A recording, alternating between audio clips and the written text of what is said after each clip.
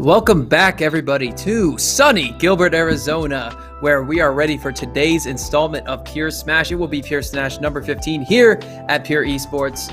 And of course, everyone, my name is Laird. I'm back from break. It is good to see you. I'm in a new space, as you can tell.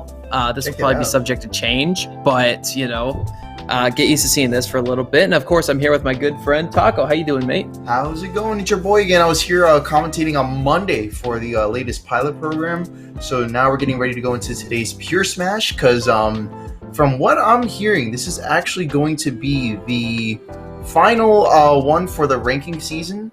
So this one's going to be I want to say for all the marbles, because obviously every single one leading up to it has played a part in contributing towards what the rankings will be looking like. But this is going to be one that's going to be definitely counting for the big placements there. So definitely looking forward to seeing who's going to be showing up today in this bracket and what it's going to be looking like in terms of today's competition. Yeah, it's definitely super important to consider. Everyone's going to be playing it for their all because this is your last shot to make it on the map. No one wants to give that up. Right. And something important to note is that there was no Stroder this week. This week, no. No, not this week. And our number one seed of the night will be Felix, actually. But we still got your mainstays. We got Rensley, Arconi, Akia, freaking B-Rice is in the building as well. B-Rice, one of the most surprising finishes at the AZSL finals a couple weeks ago. Definitely an Isabel with an attitude. And of course, Yuri Bethel. Yuri and Bethel might be playing after they win their round ones, which is kind of insane. I mean, this is a very stacked event. Yamadafu in the building, Horse. So it's gonna be a good night, I think. I'm thinking so too. Yeah, just going off of the names of what you listed down there.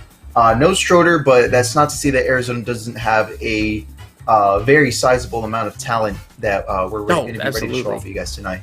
So with that said, I believe that we were holding one of the matches till we go live, so I believe we should be getting our first one started here soon. It does seem as there is a couple of matches that are currently in progress off stream, so we won't be having to wait long before we get into things here tonight. Do you have any particular names off of the ones that you mentioned that you're keeping an eye on throughout the bracket, or because I know you've been having an eye on our scene now for a little bit, so I don't know if you have any personal favorites, Well, I mean, unbiased commentary, of course, Taco. So I don't know what you're trying to persuade me to do. I get it. I do want to see Akia today. Do they pronounce Aquila. it Aquila? Okay, Aquila. Yeah. Aquila. Thank you. I appreciate Aquila a lot. Obviously, one of the Krupp brothers, so definitely a little bit of prestige to that name. But I mean, Felix is going to go far, obviously. Aquila and Felix have to play round 2, assuming Aquila beats Clan, which that's a 50-50 because Clan is good as well. But I mean, Rensley's fun to watch all the time. So is Arconi. B-Rice is super aggressive and creative with their offense. Itoy-kun. Playing a character that not a lot of people get to see very much, except for this past weekend at Summit, obviously. Yeah, save for Summit. So that's definitely worth mentioning. I guess all around the board, just again off of the names that we have mentioned, we're going to be getting quite a bit of character variety, even in the latter ends of the bracket. I know you mentioned Rensley, so we'll be expecting to see Ganon and Ike. Just naming off a couple of other names, we have ourselves Horse on Ness, who was here on Monday as well earlier this week. We got Arconi, Empire, and Mithra. We have RDNA on Mega Man. Clan and Aquila is currently about to get started here soon. There's also Felix on Fox. And Felix especially does have quite a variety of character choices that we could potentially be looking forward to. But like we mentioned, since we do have a lot of great Arizona talent to showcase, it is possible that we'll be seeing Felix sticking with the tried and true Fox pick to just avoid any mishaps with uncommon character picks and whatnot. But with that said, we'll see if we're about to get our first match here started in just a moment. Yep, we're going to be getting right into it, hopefully. Everyone's at the setup. We're looking to get this going on. I believe this is Hime and Jelly Beans. Yes, sir. Yes, sir. And I like watching Hime, too, a lot. I feel like Hime kind of goes underappreciated as well in these events. He's pretty fun to watch. That's true, yeah. So looking forward to seeing this for our round 1. I know for a fact that when playing against Rensley, was actually getting some pretty good stocks, like really like well played neutral. So there is definitely a potential for Hime to be able to keep up with the higher ends of the AZ Smash scene, and I've seen it myself personally. So I'm kind of looking forward to seeing how this first round plays out against Jelly Beans on the Chrom. We can already see straight away that like a lot of aerials, quick aerials that Chrom has available to him is going to be good for not only stuffing out neutral and taking advantage state, but also stuffing out those Gordos, which can be super troubling for some players. Yeah, not only stopping out the Gordo, but doing so safely at a distance that you don't have to, get up super close and personal with that thing and take unnecessary damage. I think Chrom's one of those characters who is very good at being able to handle with that Gordo. The problem is, I mean, we've seen what DDD can do against the higher ladder end of the tier list. Obviously this past weekend being Summit with Atomisk making a name for himself, more so than he has in the past several years of his career. And we see players like Hime do the exact same thing here in Arizona. Right, yeah, we've seen that basically play out. But here we go, we got ourselves a jab in the back here, and now we got Jelly Beans doing a little bit of stage control here, catching Hime time and time again out of these recovery options.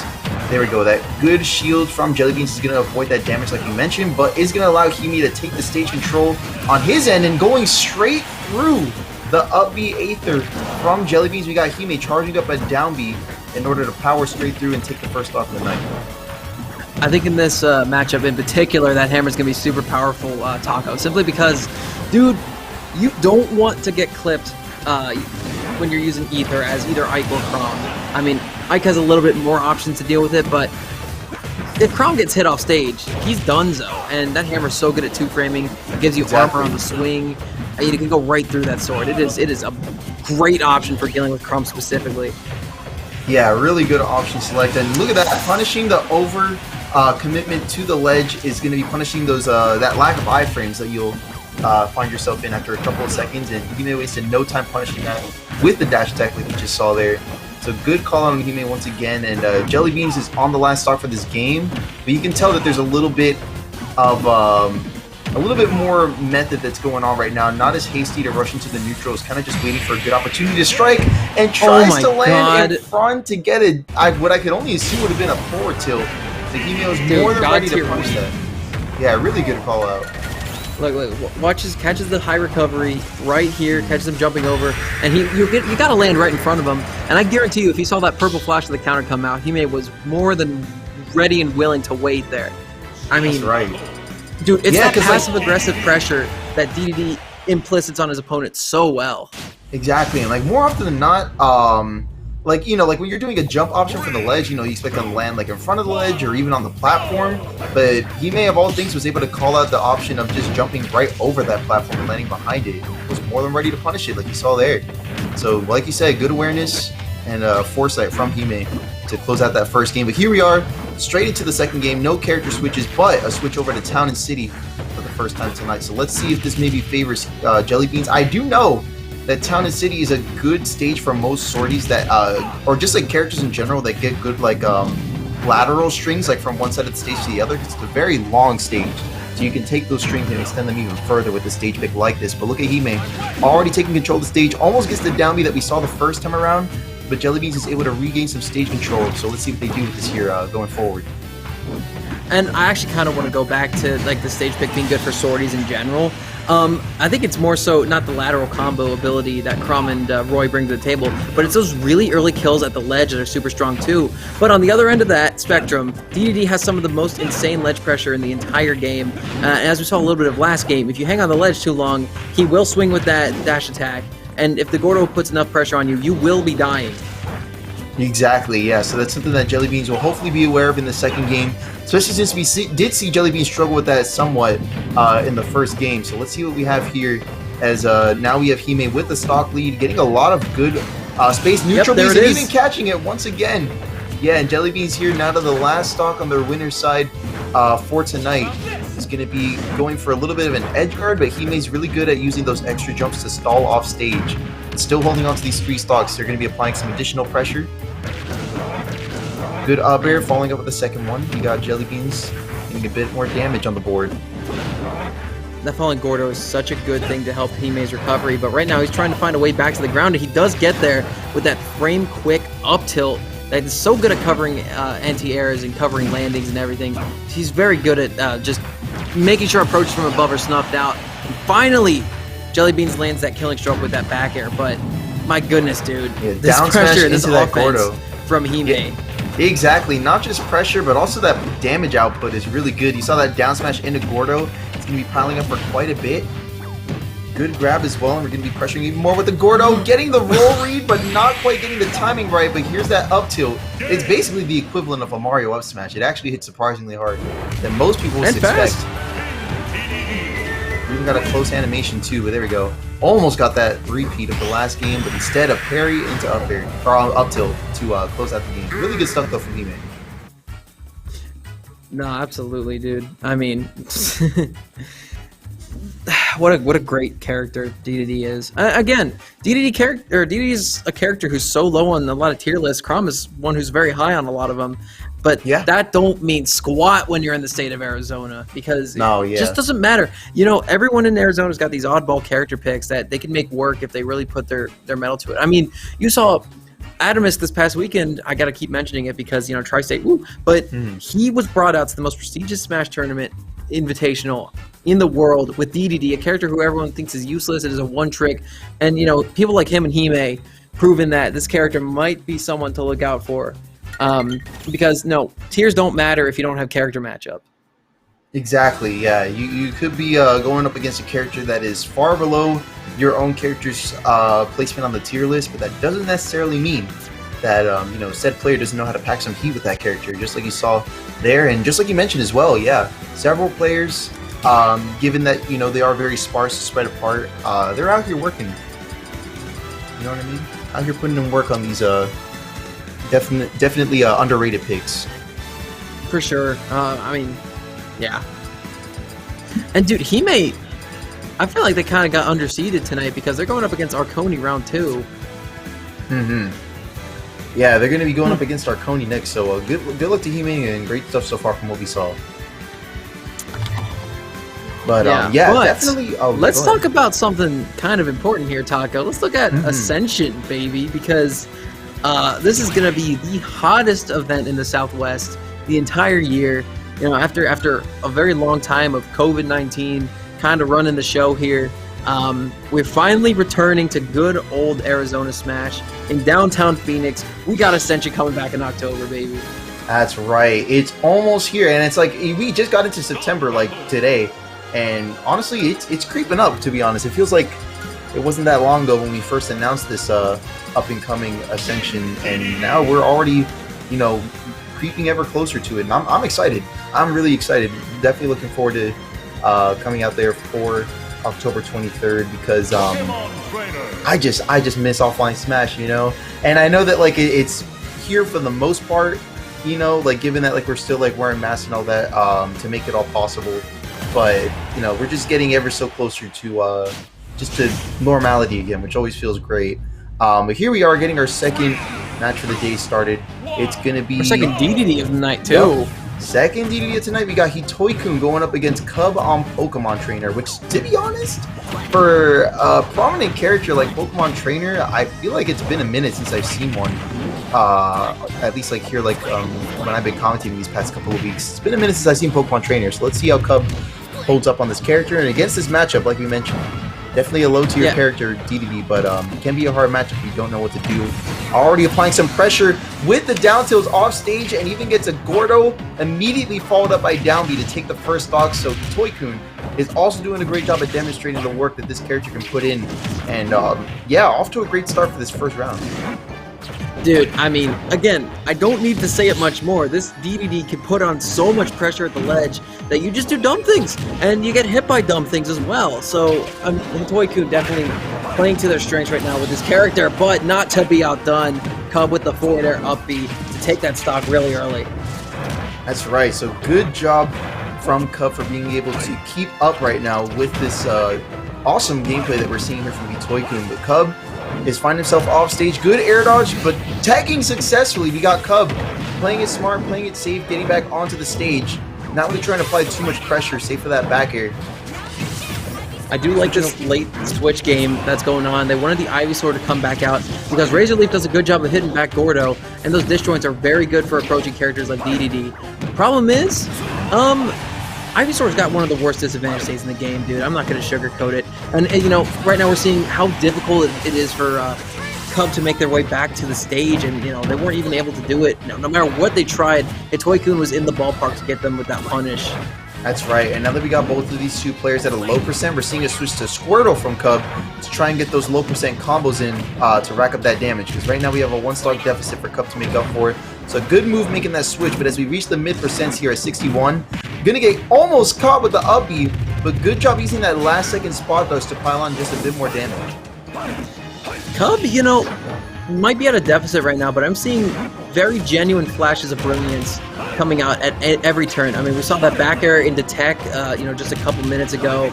Obviously, that last second spot dodge to prevent anything from happening, but Hitoy-kun will go low if you're not ready for it, and that fall down forward air takes that game and the stock.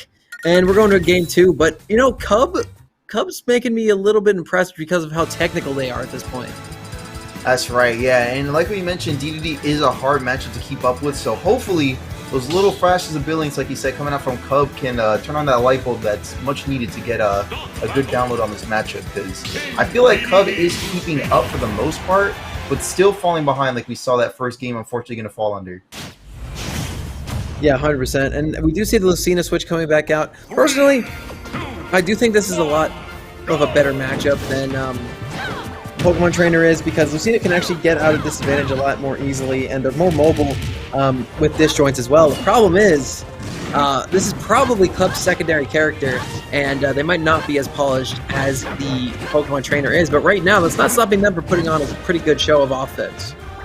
Yeah, still doing a really good job at displaying that here, but so far this Lucina pick does seem to be gaining a good bit of advantage state. There you go, we got a little bit of a trade with that up tilt on Hitoy-kun, so now Hitoy-kun's going to be off stage once again, and Cub's going to waste no time punishing that get up option, so there's a lot more, I guess, like safer play, but at the same time advantageous, that's still going to be favoring Cub here in the second game, so we're going to have to see if Hitoy-kun might have a counterplay against this here in a moment.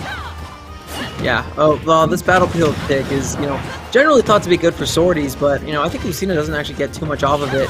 And the thing is, I think DDD gets a lot off this stage. I mean, those narrow, low-hanging bottom 2 platforms are so easy for Gordo to just cover all those options. Plus, it's a built-in shark whenever you're trying to ledge trap. But right. Cub still gets that first stock. Not to be outdone, Hitoy-kun will answer right back, but still, I think this is a good DDD stage. Yeah, still a pretty good DDD counter pick, but despite, you know, not being a counter pick made by Hitoy-kun, so this does seem to work in pretty good favor for Hitoy-kun, but as you can see, Cub is doing a lot better on this Lucina pick, regaining stage control a lot more often than we found in the first game. So this might be, put simply, this might be the move for Cub on this Lucina pick. That's what I'm starting to think. Because I do actually know that Cub is a Pokemon Trainer main and Lucina secondary, unless that's changed since the last time I saw them, because it has been a minute. But so far, this Lucina pick is doing pretty good wonders for him. Yeah, I gotta admit, this advantage state that they're mounting on, they're kind of trading with Hitoy-kun a little bit. You know, who's on stage, who's off stage, who has center, who doesn't have center. And, you know, it's making for a much more of a even match, a lot less lopsided in Hitoy-kun's favor from the first game with PT on Pokemon Stadium. Right. So far, so good. Tries to go for the dash attack to catch the recovery option. Does that dash attack have super armor? I want to say it does, right? A little bit. Teeny tiny bit of super armor, but... so that actually might have stuffed out the uppy and caught a stock there if it was timed correctly. But there we go. Excellent down tilt. Comes out surprisingly quick there, and Cub's going to be sent off stage. And the re-grab is going to be caught with the Gordo, and the edge guard with the forwarder coming out from Hitoy-kun to take the lead once again. But at 139, I feel like a strong option from Cub may tie this right up. I saw like a couple stocks ago that Cub does know how to hit Nair, or they could just do the raw F smash and take that stock as well. I was expecting a Nair F smash, but you know, not to be outdone, we get that F smash from neutral and it takes the stock. That's right. There we go. Good out tilt. It's actually a surprisingly large hitbox that can cover a good amount of like most platforms. So Hitoikun's going to be taking advantage of that there. And another powerful part of Hitoikun's toolkit is that up air that can stretch right through those platforms and apply pressure onto the person edge guarding like you just saw there. And it actually packs quite a decent punch as well. So you don't want to get hit by that up air if you don't need to. Yeah, plus it has a built-in cross-up DI, where one side of the hammer sends one way, but the other side sends the complete opposite direction. And don't be shy to hit that beefy up B, avoiding that ledge and getting a little bit of extra damage on. Yeah, I know I have my doubts about exactly. Yeah, I know I have my doubts about dash attack, but I know for sure that up B can beat out many an option. But there we go, solid back here. Reversal from Hitoikun to take that last stock, and if you look here at the bottom, it did go to last stock, so Cub was definitely keeping up much better on that Lucina pick, but Hitoikun working those wonders on King DDD is going to be the second DDD win for the tonight, bro. The DDD mains are eating. They're eating plenty right now. I think Adamus really set a fire under everyone's butts to help make this lower tier character improve a lot and just have some really impressive showings. So you love to see it. You love to see these mains come out of the woodwork. Not that Hitoikun and Hime haven't been pretty consummate top players here in the state of Arizona for a good long while. However, having that little bit of extra motivation with someone like Adamus making Summit, I'm happy to see that amount of carrying on the tradition of DDD prominence that might be having a resurgence in the next couple months.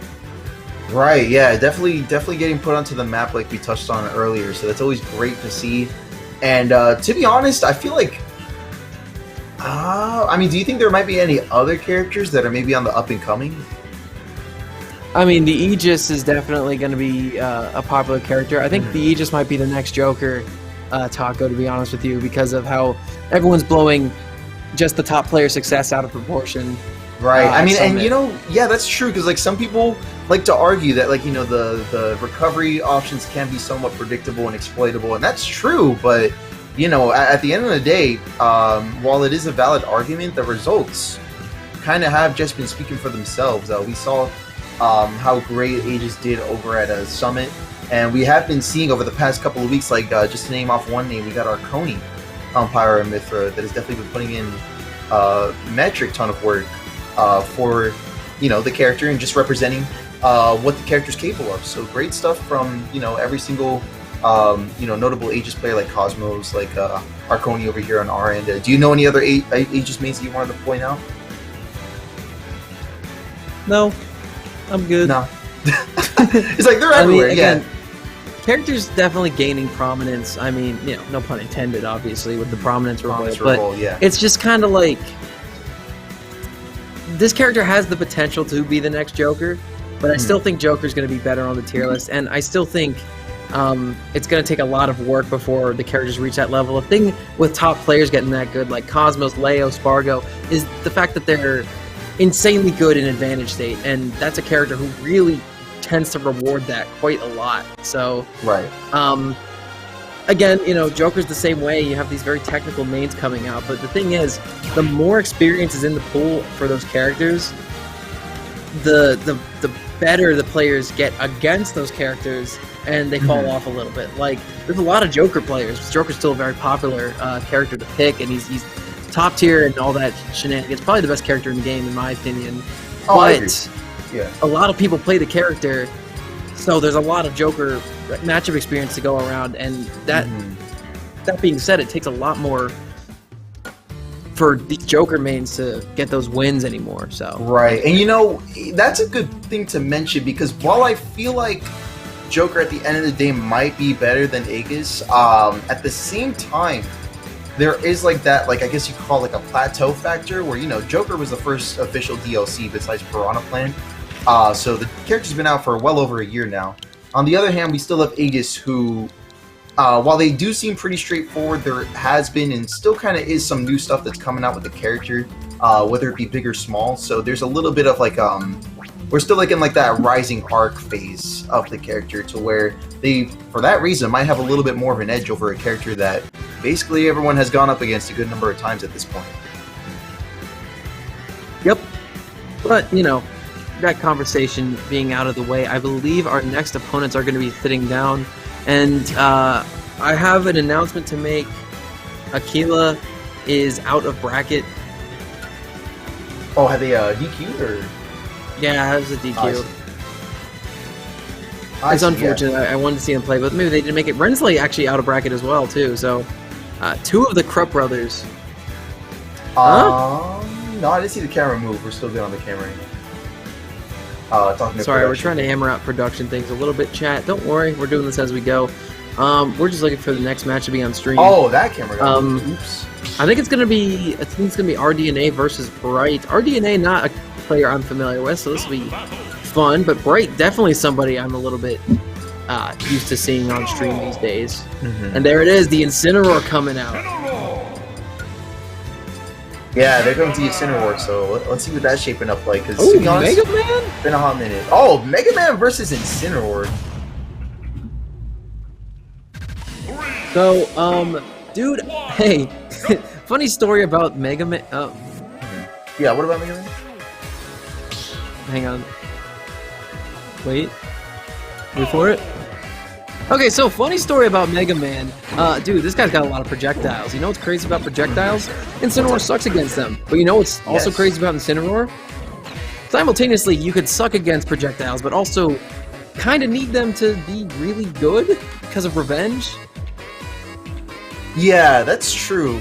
That's definitely worth pointing out. So maybe that's something that Bright and maybe RDNA will be aware of. So we'll see what happens with that, because we're getting into this first match here on the Battlefield pick. So it did look like I saw like a little bit of rock paper scissors going on. They did strike for the stage and ended up on Battlefield.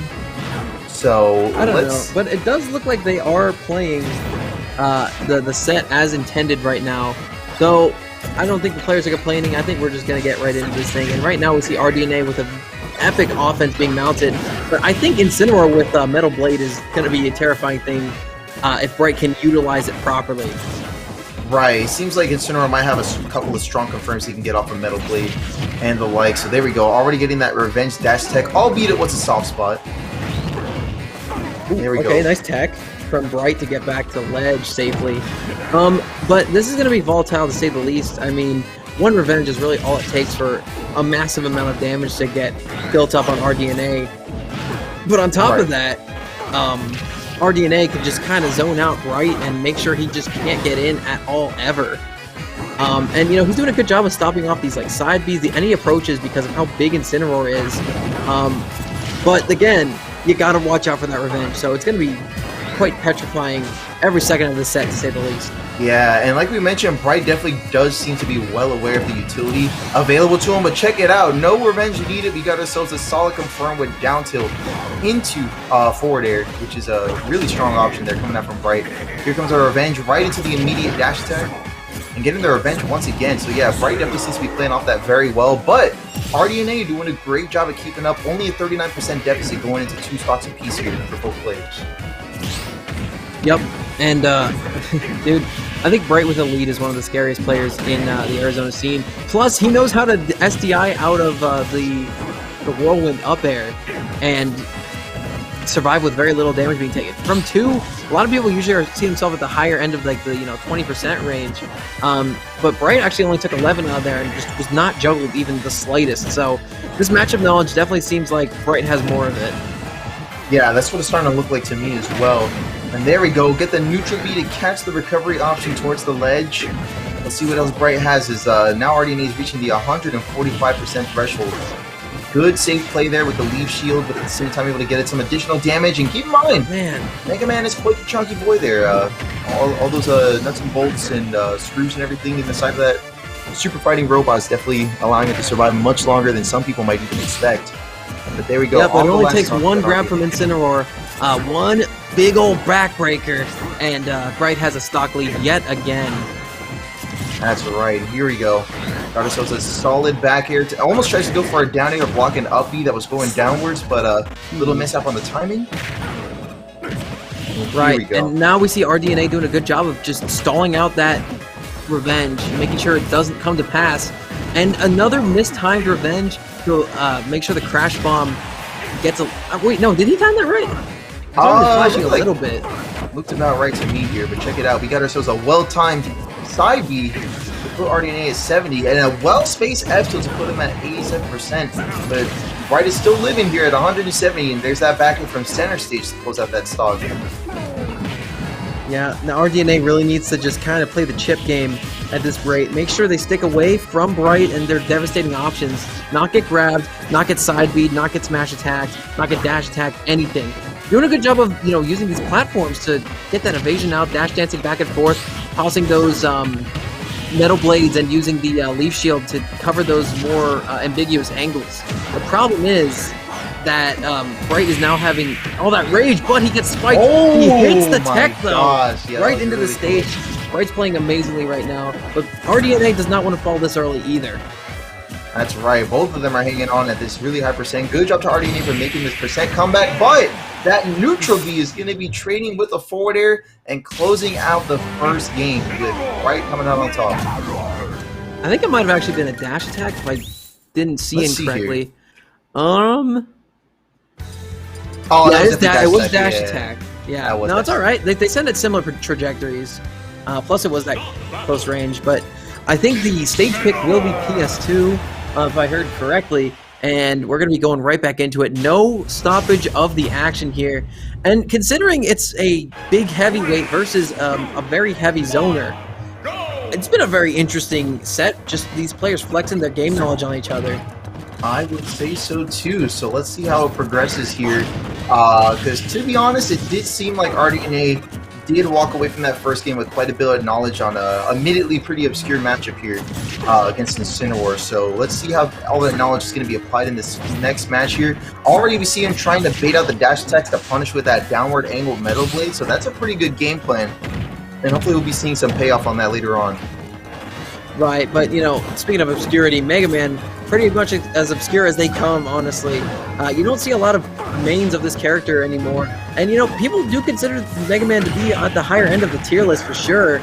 The problem is, that lack of matchup experience makes it really difficult for, especially characters like Incineroar, who really need any little bit of advantage they can because they have such a difficult time getting in general.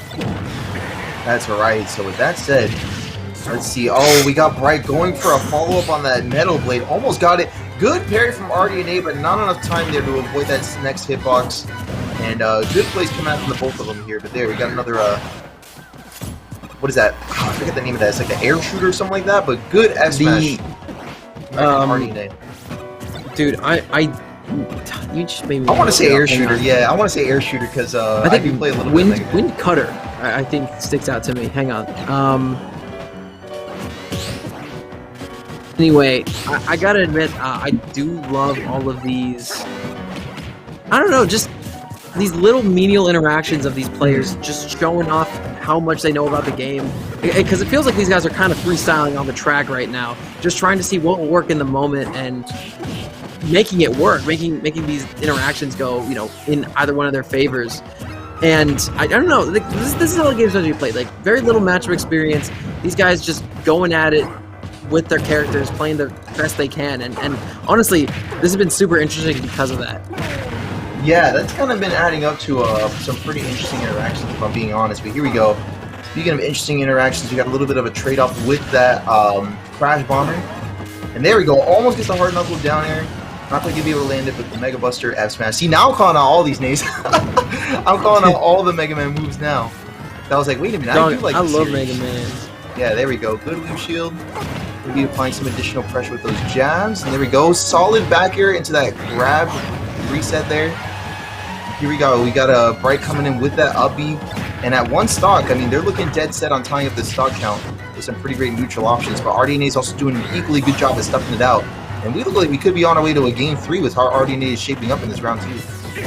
Yeah, RDNA with a very big lead, and I did actually look it up. It is the air shooters. It was the air shooter, and there it is, almost closing out the second game. We got air shooter once again. Oh my Mega god, Buster. he catches that read through the platform too. That's right. There we go. Good forward throw. RDNA has him off stage. He's in the corner. Okay, I like the lariat there. It was the DI mix-up from the back hit, and a great tech from RDNA as well too. Yes, And, very good you know, text. not to be outdone, get out of the corner and puts RNA back in there. Bright doing a good job of maintaining their last stock of this game, but there's that Nair. And this is where it gets real scary because just one revenge hit and RDNA is pretty much at half of the health he is there. But a great spot dodge into Shoryuken to take that stock. And we're going to a game 3. Good stuff there. That was tight. Do you know where that's from? I feel like you know where that's from, right? That's Shoryuken. Ah, see, that's where you're wrong, kiddo. Close shot, because I mean, obviously it's based on that. It is based on that. It's called the Mega Upper from Marvel vs. Capcom. Kind of crazy. It's a little bit of an obscure thing. I was actually surprised when they put that in Smash 4. You know, they actually did a collab. Capcom put a bunch of Street Fighter characters into Mega Man for like the anniversary. Yeah, or something Mega like Man Cross Street Fighter because they had like the same anniversary or something like that. That's true. I do remember that. It's a Shoryuken, brother. But yeah, either way, man, it's a really good, strong option, and to be honest, it's a really good clutch option too because I feel like a lot of Mega Man mains, what they'll do is they'll pull that out. Honestly, when you least expect it, because like we didn't see RDNA attempt for that like a single time prior to that. Oh, ew! I just looked back and we're on Lylat. Yep, we're on Lylat. We run that on Wednesdays. I do think it's interesting that we got a rotating stage list. Just for that, it's kind of ironic that the pilot program doesn't run Lylat, which is an actual spaceship. Meanwhile, Pure Smash, which is supposed to be Smash at its purest, does play Lylat. Kind of crazy how it works out. I'm furious. Kind of crazy how it works out, but here we are. Lylat getting a well-spaced forward till we got Bright on the way closing out that stall. Crash Bomber hanging off that shield? Yeah, that was interesting. And then it just disappeared? Where the hell did it go? I have no clue, to be honest. It was a bit of a weird interaction. Something tells me that wasn't even Lylat. Yeah, for once a weird thing happened on Lylat that isn't Lylat. But there's that. Oh my god, they have the BP down smash because of that revenge. 50% on the board, but it's going to be killing early just because of the extra knockback growth of that revenge. That was good stuff here, but now we got ourselves a tied stock count. Bright is going to be falling behind, though. Good option select, but that Mega Upper that we aforementioned is going to be caught with the revenge. And yeah, you saw how strong that was in the last game. You can only imagine how strong this revenge coming in from Bright will be if it lands. Okay, but that's a re-grab. Oh no! 67% off that one hit of the Darkest Lariat with that revenge. It's super powerful. I'm surprised that was the punish and not like a side B or something, but RDNA only took one hit to stock and they're at 67%. And Bright on their last stock already. This might be a huge upset if RDNA gets this. Yeah, we could be on our way to exactly that. We still have RDNA shaping up very well with an 81% on the second stock lead. But here we go. Wells timed. Side B is going to be bringing them ever so closer at 108.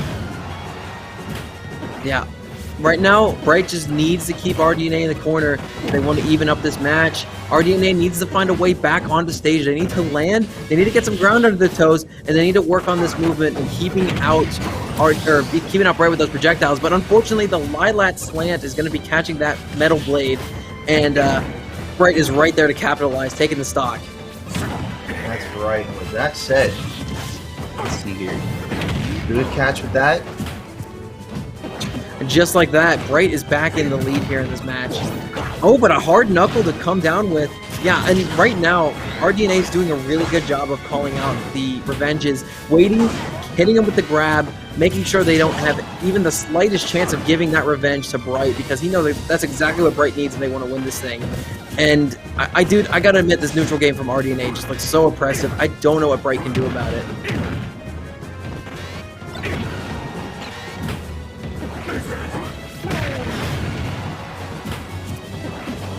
See a good Darkest Lariat coming out to keep him in the corner, but there's that down tilt forward air. No! Great DI, and there's the survivability of Mega Man really coming to fruition.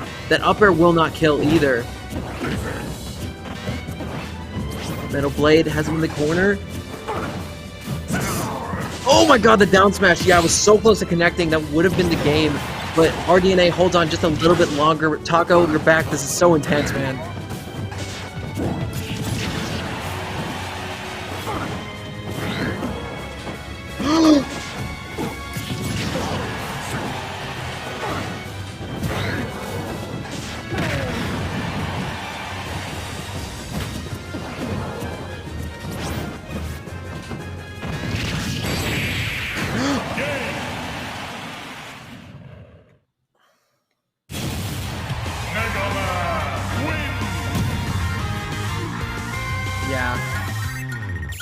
Yeah, I mean, look at this first game of the set too on the battlefield pick. I mean, yeah, Bright waiting, being super cerebral, getting that dash attack for the stock, and RDNA gave himself an amazing lead that game too, and it put them in that game 3 situation on Lylat. That was Bright's counter pick too, and RDNA outlasts one of the players who was actually selected to represent the state of Arizona in the AZSL series. So this is a huge, tumultuous upset for RDNA, and such good poise right at the end of that game there too. They knew whatever Bright wanted to do to them, they could have been blown up in an instant, but no, they played patiently. They waited. Playing patiently when the chips are down, it ain't easy, and there was very little sense of franticness, I guess, that was present at the end of that last match, but. I mean, Bright was feeling it, but, calm as a cucumber. And RDNA pulls it out, and they advance to the next round of competition where Bright falls to loser's bracket in winners round 3, which is super early for them.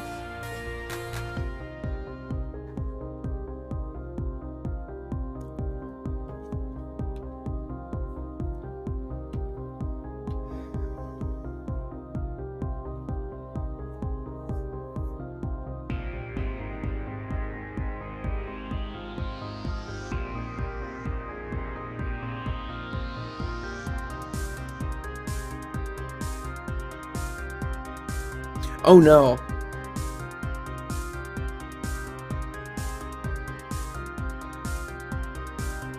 Right, and of course, Bright was able to secure that set lead early too, but it's just, again, that was probably the most interesting set I've seen in a very long time, just because those players were trying to play around each other's options so well. Whenever Bright would throw something crazy out at RDNA, he'd answer right back with a custom combo of his own, and again, I think that's Smash in its purest form, other than the Lylat pick, but we'll fix that in due time. I gotta admit that was a very impressive set from both players. No one deserves to be disappointed after that one.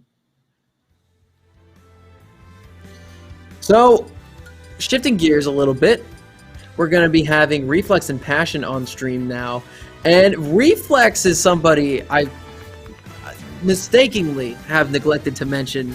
As I saw him in the bracket a little bit earlier, because I think Reflex is one of the most aggressive Shulks I've ever seen, and they make it work.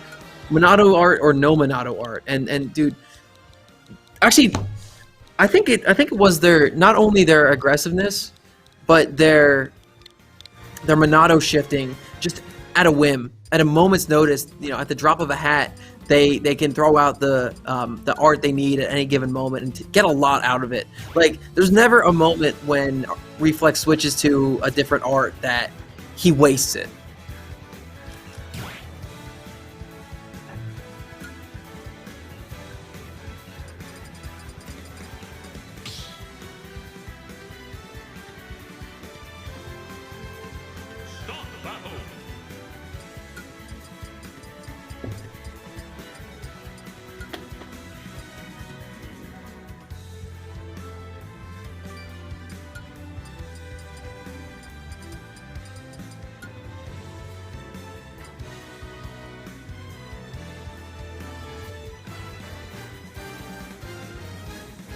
Yeah, I don't remember who Passion plays off the top of my head. Oh, it's a Steve? Dude, Steve? Both of AK Fire's mains. How crazy is that? But, dude, I'm excited for more Shulk. I don't see enough Shulk being utilized. We have Vidon, we have, who else plays this character, honestly? Like, I don't even know if Vidon plays Shulk anymore. No, just in general. Like, there's very few Shulk players in the world, and I honestly really love to see this character be utilized. I love Shulk from his home series. Xenoblade's a great game. Contrary to what the Xenoblade 2 community might lead you to believe. Trust me, Xenoblade 1's good. Believe it. If you haven't played it, it's on the Switch. Whatever. But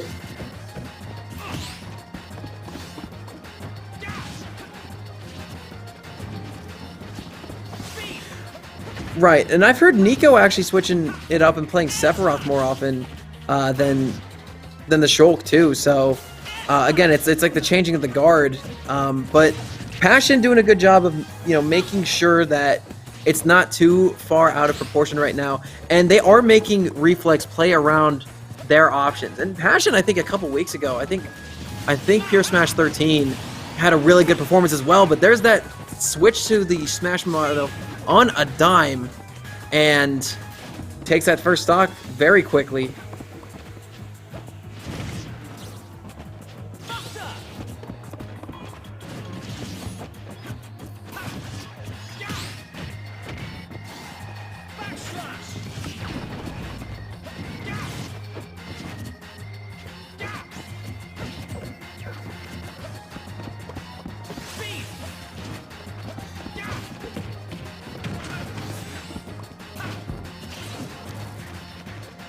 Right.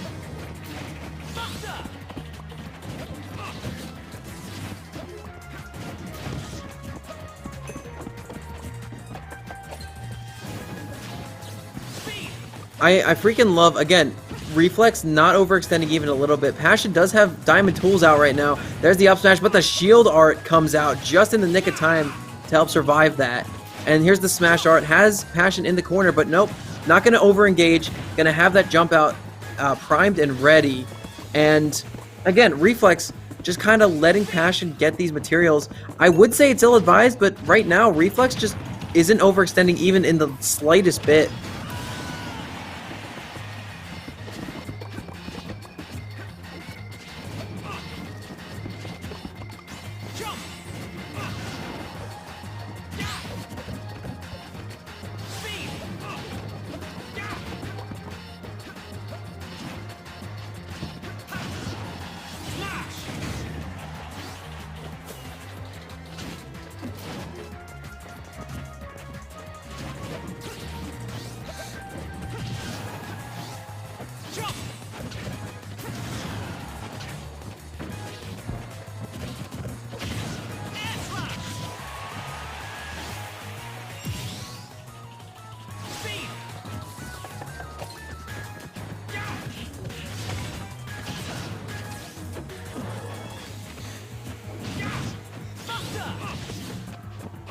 Right, and again, I think Reflex is playing this matchup in such a unique way, you know, because a lot of people just aren't happy to let Steve mine, and ordinarily I'd say, no, don't let him mine, don't let him get those resources, but I think Reflex is realizing at this point that the way Passion is playing, they burn those resources as quick as they get them, so, oh, but that's unfortunate, a super early SD because of how little of a jump you get when you have the speed art active. And, you know, with Buster out, that powered up rail is going to do about 27%. And, you know, this is where it gets real scary because in just 2 attacks, we see Reflex at 60%.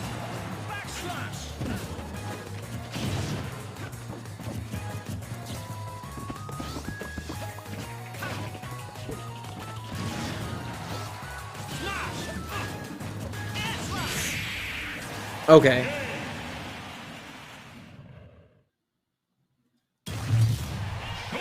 Is ours to decide.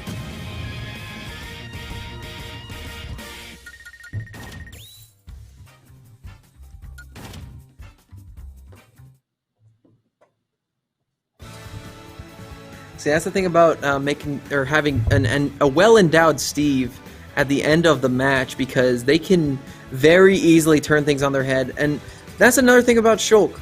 Shulk's Monado arts are really good at shifting the style of gameplay on a dime at the drop of a hat, especially with Reflex and how they play.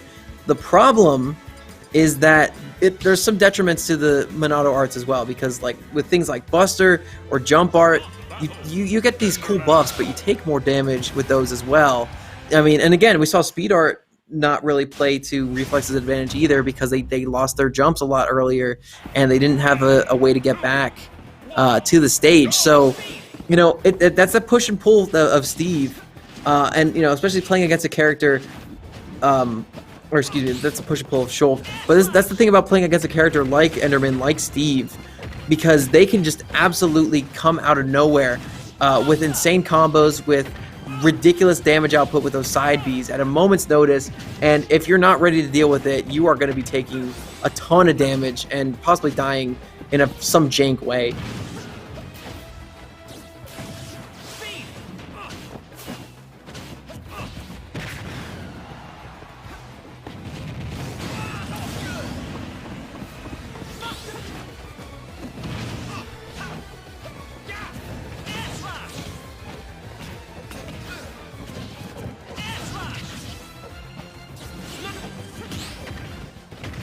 When the sword fails, it is time to throw the hands.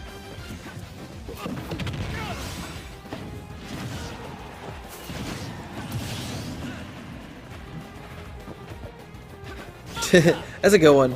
I like it. I like it very much. But right.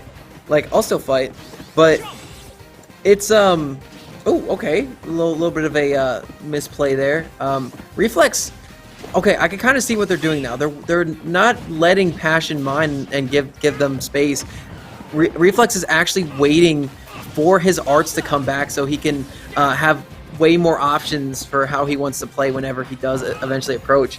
And another thing I gotta mention, I freaking love how Reflex is dealing with blocks, because he doesn't just, whoa, 2 up smashes in a row.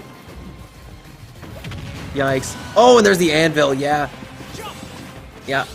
and this is a fresh stock too for Passion, and man, 2 up airs from the diamond with Buster active put him at like 30%, and the shield comes out to survive a little bit longer. But man, already Reflex just spawned there at 50. I think Passion's definitely turning on the jets here. They have adapted to whatever Reflex wants to do. Can Reflex clap back?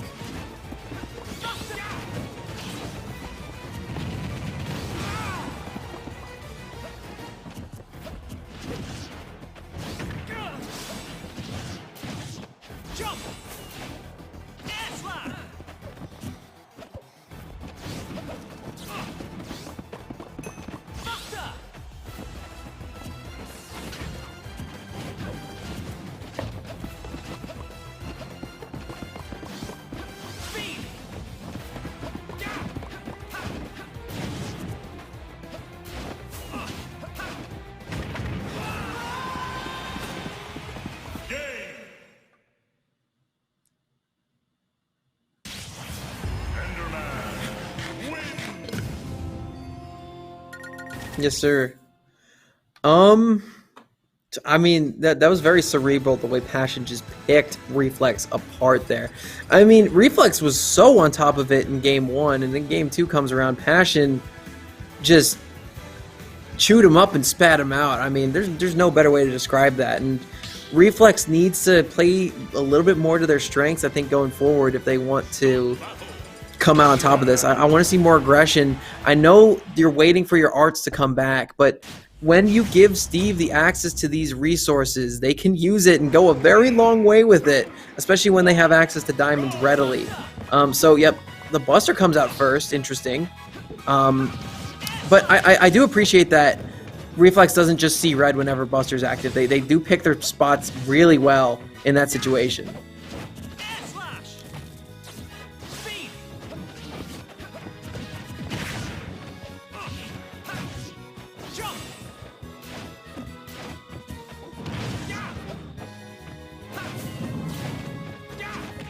Word. But Passion claps back. Yep, 65% of the board, evens it up. And I appreciate the fact that Reflex waited a second before jumping and using that air slash to get back to stage so that they could avoid the option from Passion. And Passion shows a good display of control, hitting that tech from the downer that goes through the stage. But no matter, the air slash comes out with the smash art active, and they do take the stock. Finally, Reflex in a good lead right here on his counter pick in game 3.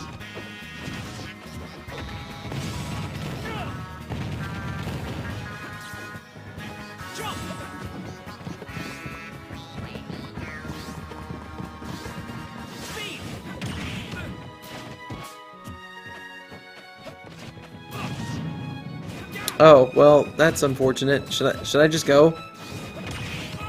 Okay, we got it, boss.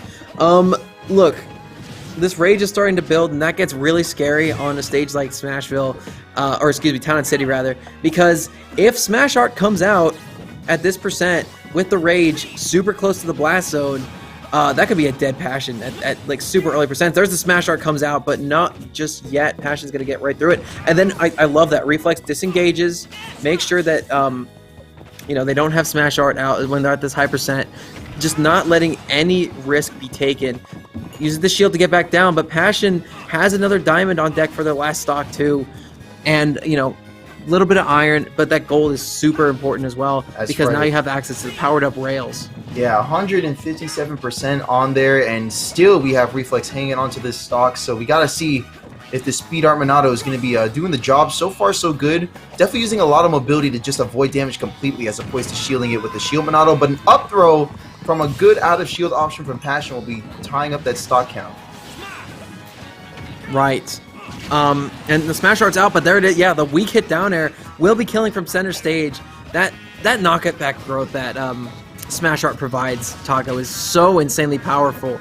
And this is looking very akin to game 1, where Reflex got up to an early lead, and Passion was super close to being able to bring it back, but you know, Reflex just needs to hold strong and not lose this stock right here, and they could be in a very good position going forward.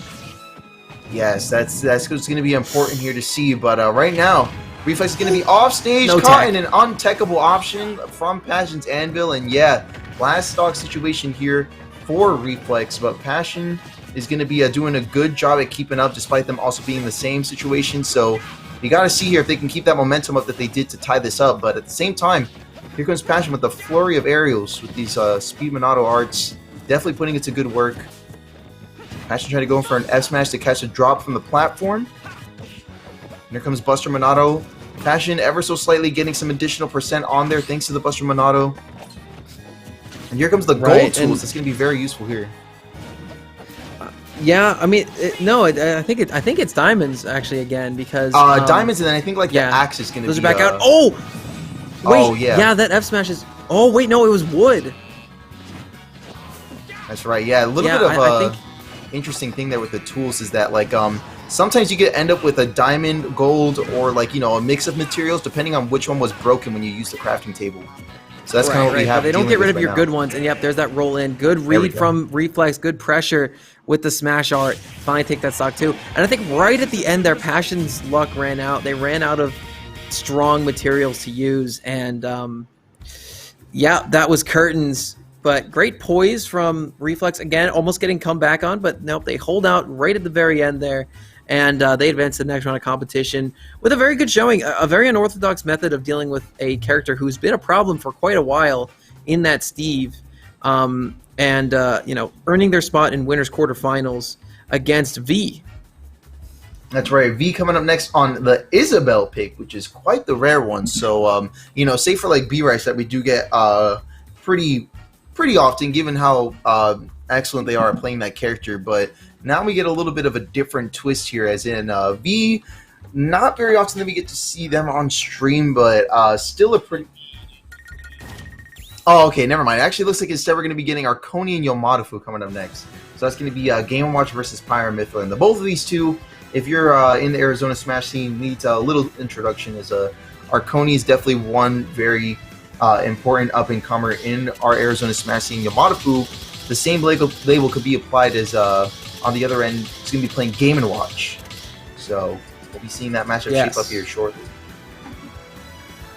Dude, Game & Watch is a nuts character. Yeah, Game & Um, Watch is definitely Good. taking some players for miles, that's for sure. Oh, absolutely. I mean, and Yomadafu's no different. Yomadafu plays a character great. Also, by the way, they have an amazing Twitch stream, so go ahead and check them out later. But There you go, TTV Yomadafu.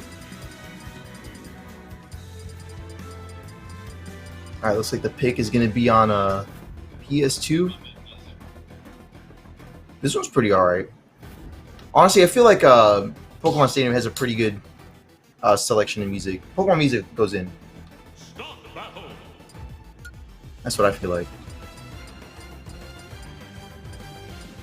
hang on, I just got an email that this is definitely fake, isn't it? Yeah, A fake I'm email? deleting that. Did you win like $1 million? No, they were telling me that they that like I had a charge or something, but this isn't the email attached to my bank account, so definitely not the case. Dang, good job not getting scammed though. Word, dude, I took those classes in high school. I know how to avoid. There you go. Well, already So, we're getting anyway- started with this first match, so let's Yeah, see how man. it's shaping up here. I feel like they do have a set count on each other, so if you don't mind, I'm actually gonna look that up real quick. I'm kind of curious to know. Let's see here.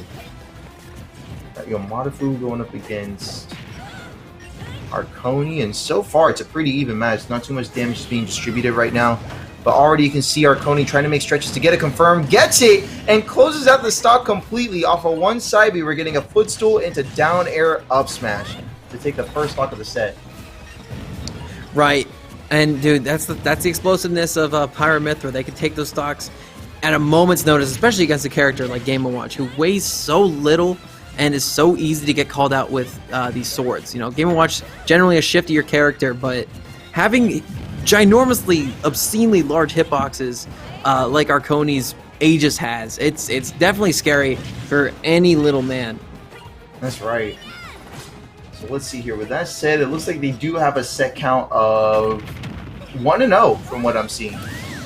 One win in favor of Yomadafu. Yeah, only one game. Unfortunate SD from That's Arconi right. is going to be putting Yomadafu back in this a little bit, but again, Totally unfortunate. I'm not seeing a Mithra for even a second today, Taco. Yeah, so far it's just been Pyra. Seems to be playing a little bit more of a... I don't know how to describe it. It seems like we are getting some offensive play, but at the same time, it doesn't look like we're rushing in, if that makes sense. Not necessarily rushing down, but still being aggro whenever Yomadafu seems to come in within a certain space. Here we go. Good job catching off of that shield. And there we go. Okay, there's Solid that run forward off air. forward air. That's right. Taking that stock. And this is where Game & Watch can really struggle at these early percents, because Game & Watch's big thing is that they can get out of combos really easily with their amazing aerial game. The problem is that they're at those low percents where those attacks are going to be chaining into each other a lot more easily.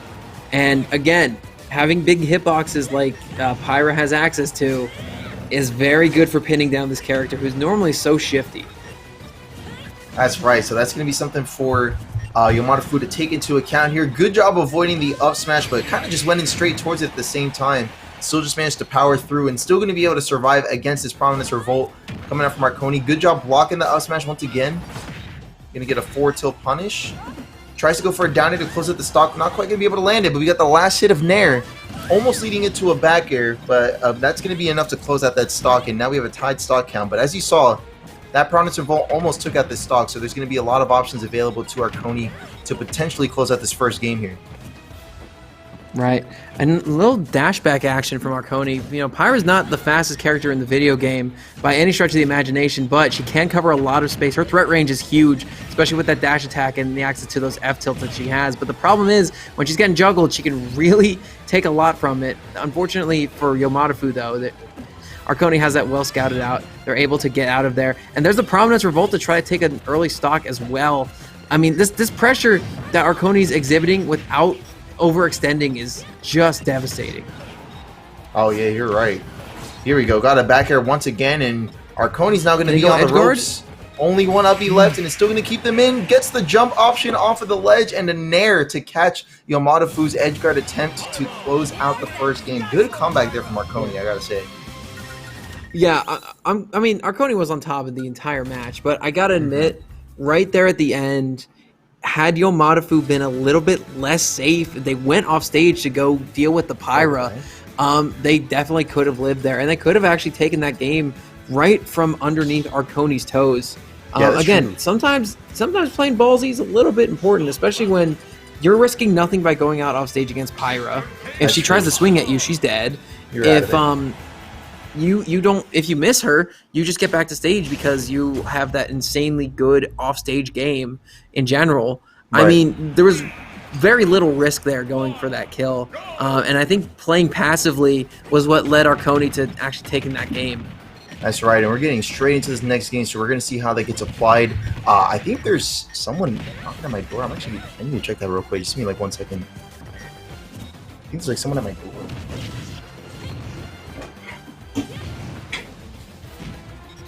Well, regardless, PS2 is the counter pick yet again, and this time we see Yomadafu off to a very good start. But again, it's not very much of a lead when you're playing against Pyra, who can cover the ground so well. It has an amazingly large threat range because of how long the Aegis blade is. Arconi looking like the Aegis' driver right now. And, I mean, Yomadafu's looking lost. They get a very good edge guard there, just as I say that. But, again, anytime Yomadafu has an advantage, it gets blown away in just a second. Yeah, quick update. It's actually not someone knocking on my door. It's actually just raining hecka hard for no reason.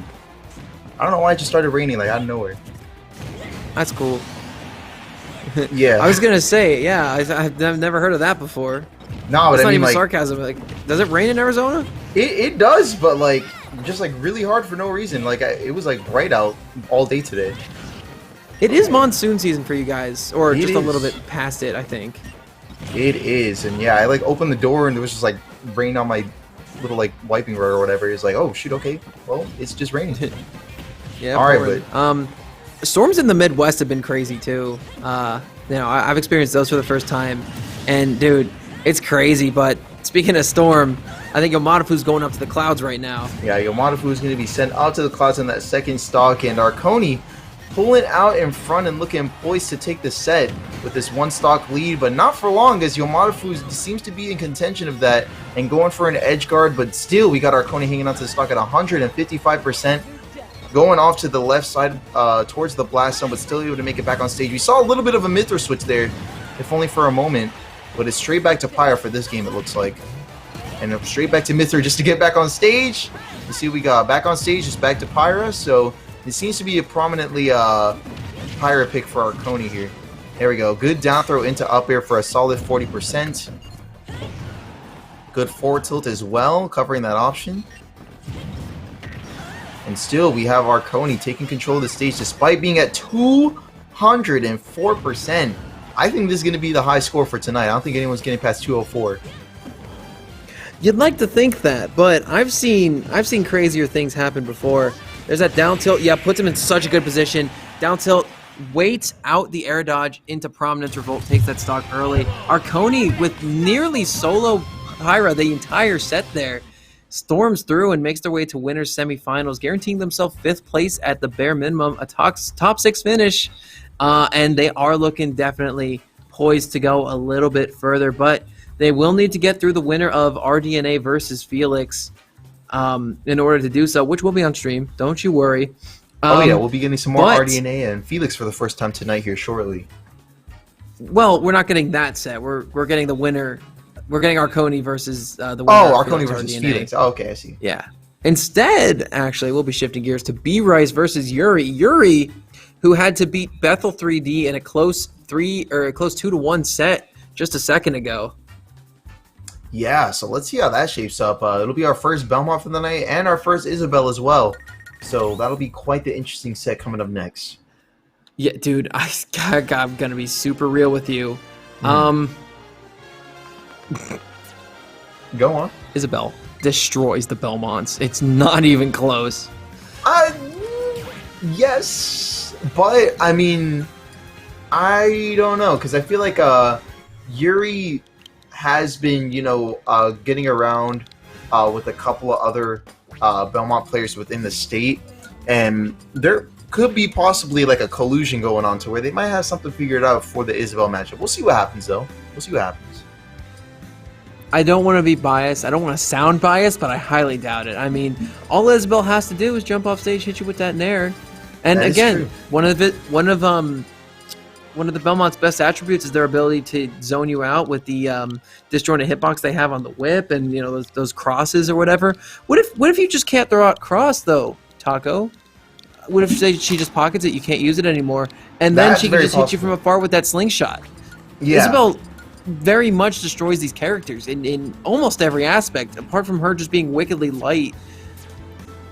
Yeah, so there is a lot to factor in that could potentially be in B-Rice's favor. And honestly, just one thing that would potentially put B-Rice on top of this matchup that we're about to get here is just the fact that B-Rice, is very known for being within our previous PR.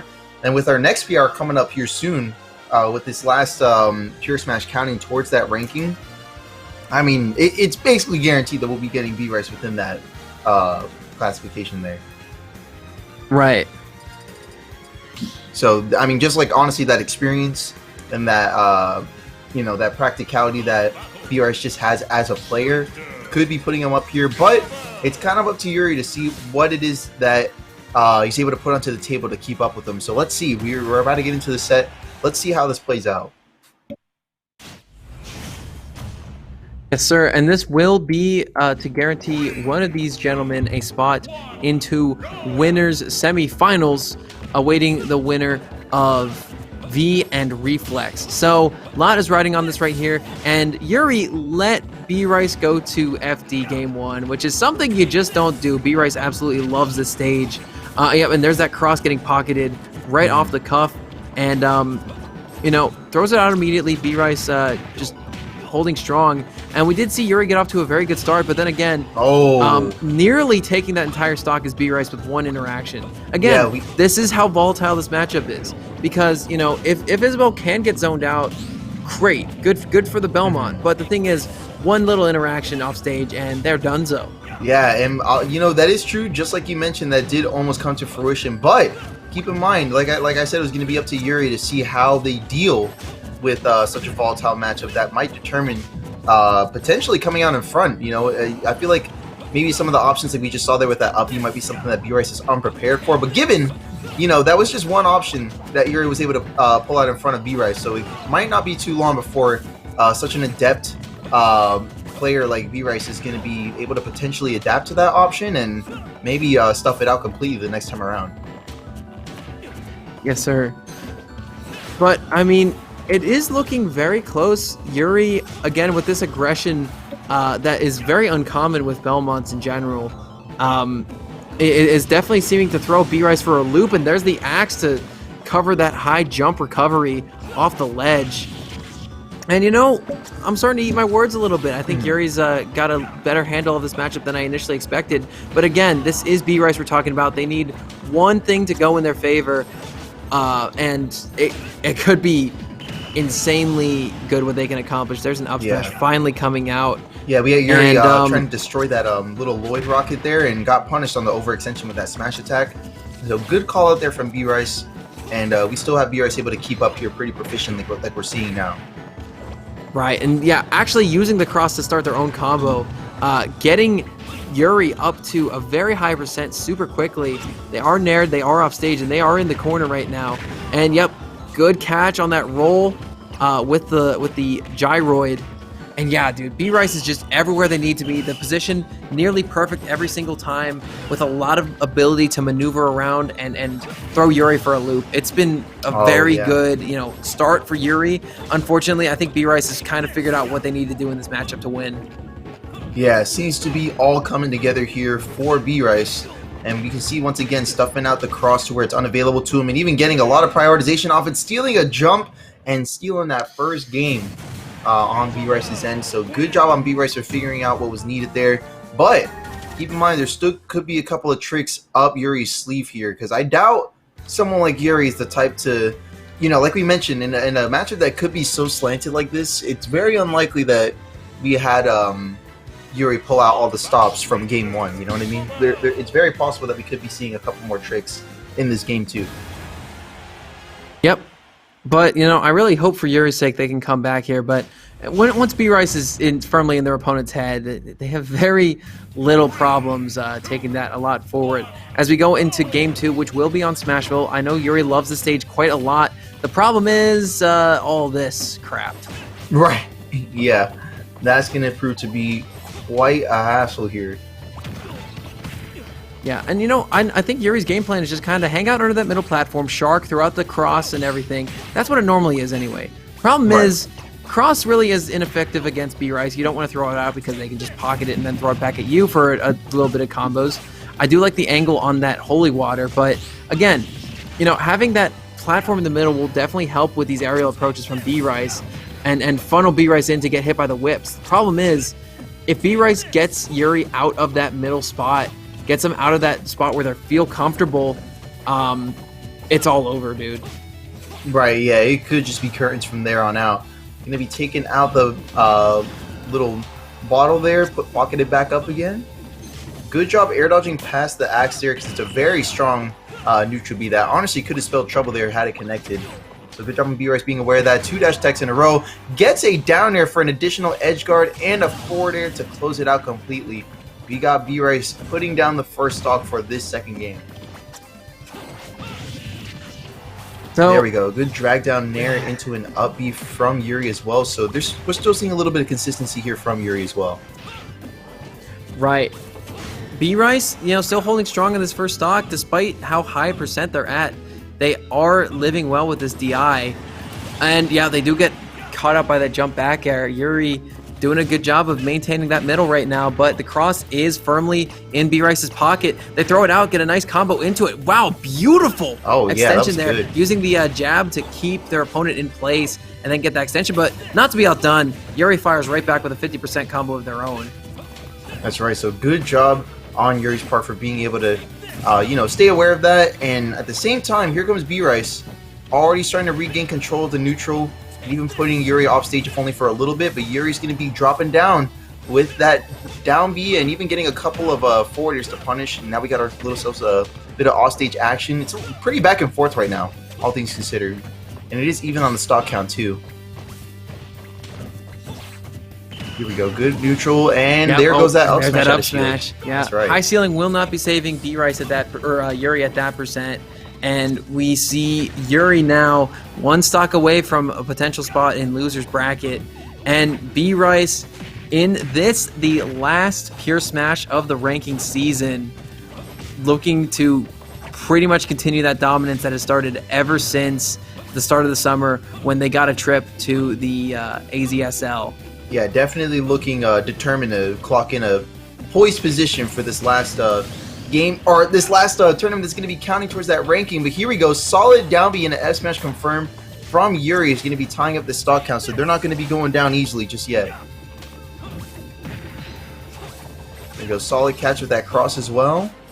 Good neutral air. Right, but again, this pressure that B-Rice is exhibiting, just being wherever Yuri is at any given moment, is so devastating. But right now, Yuri was mounting a good defense a second ago. No jump, but they make it back to stage regardless. This desperation, this fighting out of the corner, such a pivotal part of Yuri's play style. And they're making it work for them. They're making this desperation look good. Oh no, but they're just flying a little bit too close to the sun. Yeah, looking like the Icarus of old, and they fall very far off stage. That babysitting from B-Rice right at the end here with that nair that you just see. Yeah, I mean, even if that tether came out, that very well could have been the game anyway. But hey, great plays from both players. Yuri, in a very hard matchup, did what they could and made it look very close at certain points. But unfortunately for them, it was going to be B-Rice making their way out on top. And it will be B-Rice and Reflex in winter semifinals after we get Arconi versus Felix just now. Yeah, that's about to get started here in just a moment. Looking forward to this one here since we'll be seeing Felix for the first time tonight. But at the same time, we did see how great Arconi did earlier tonight. So it'll be good to see how they hold up against this matchup here. Something's telling me that, I mean, there are some players that I feel like might be teetering on making top 10 on like that ranking that'll be coming out soon. And if there's one player I had to say would like be leaning into that a little bit more, it would definitely be Arconi, making some pretty great strides here in the past couple of months. Oh, 1000%, dude. And I'm gonna be real with you. I don't know. I think tonight could be very pivotal for a lot of like newer players to finally have a spot on that PR. And the thing is about SAK's PR is like that top 10 is very sought after, like widely regarded. Hi, Arconi. Oh, it's Arizona wide? Yeah, it's just the Arizona. I realize that. Good to know. Right. But they pull from like, SAK's data and stuff like that. Right. So is it top 15 across the state or is it like top 10? Right, top 10.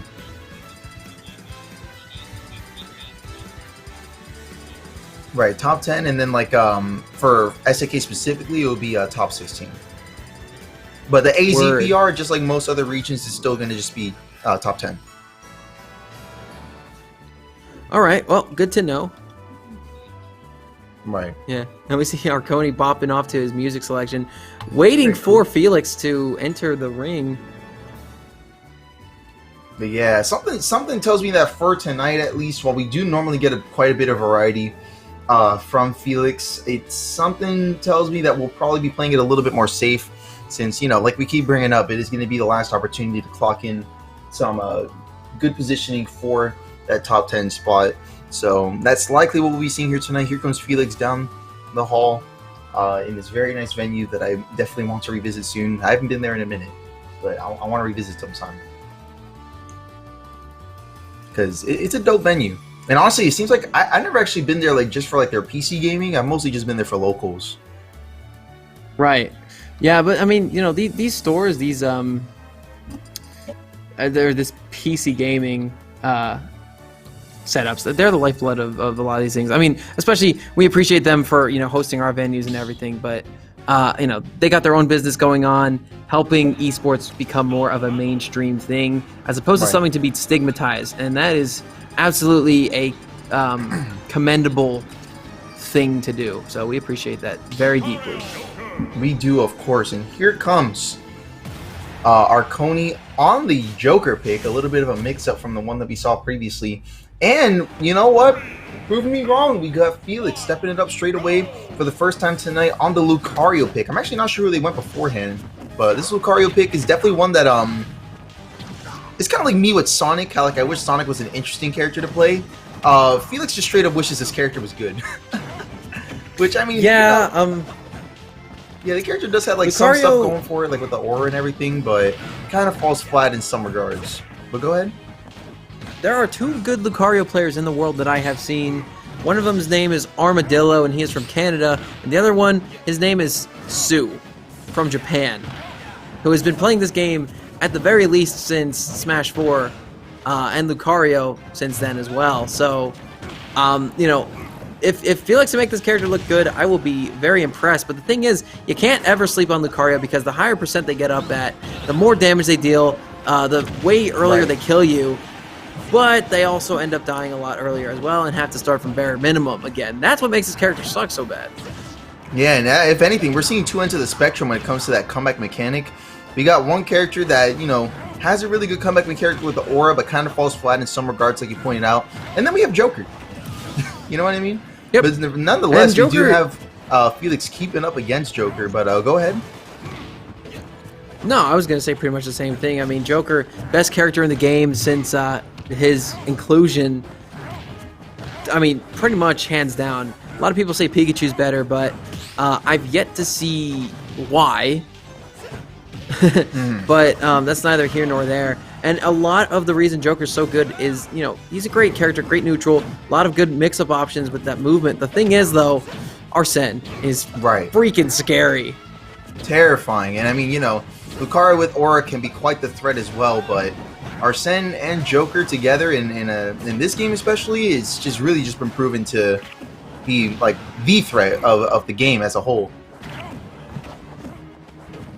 Yes. So here we go. Oh, there's that Aura Sphere.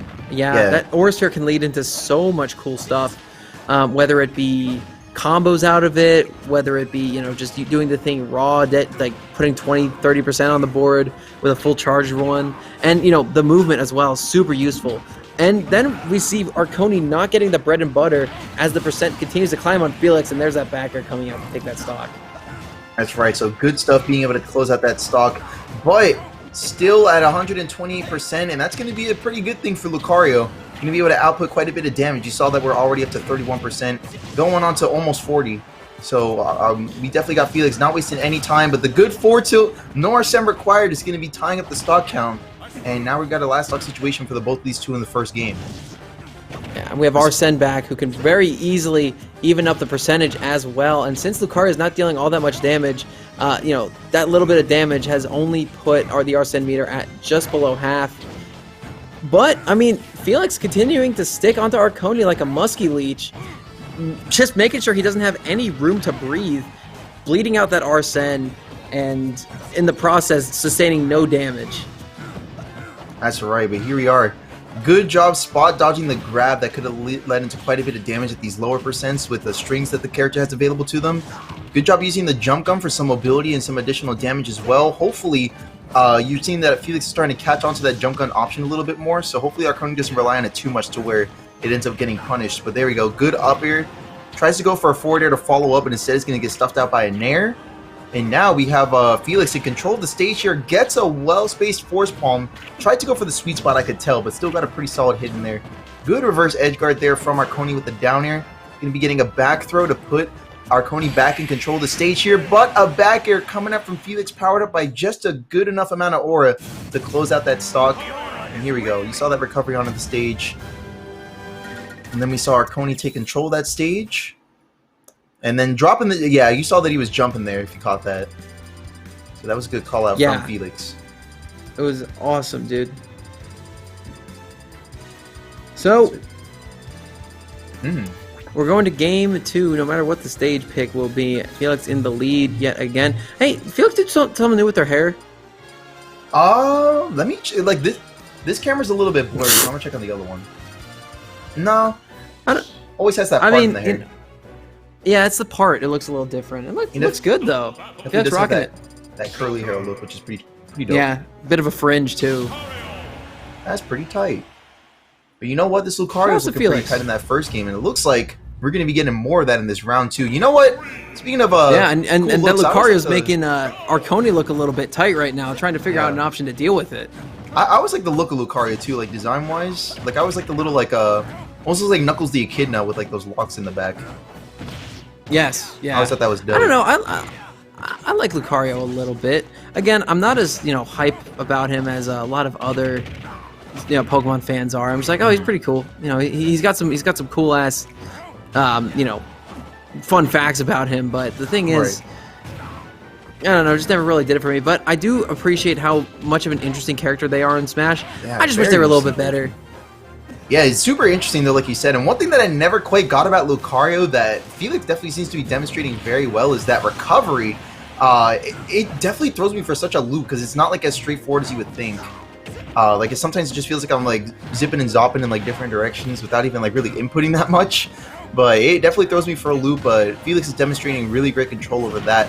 Extreme Speed is the canonical name, but check out this neutral too. Definitely showing great control over that as well. Taking the stock and already piling off some good percent to almost close out the second one.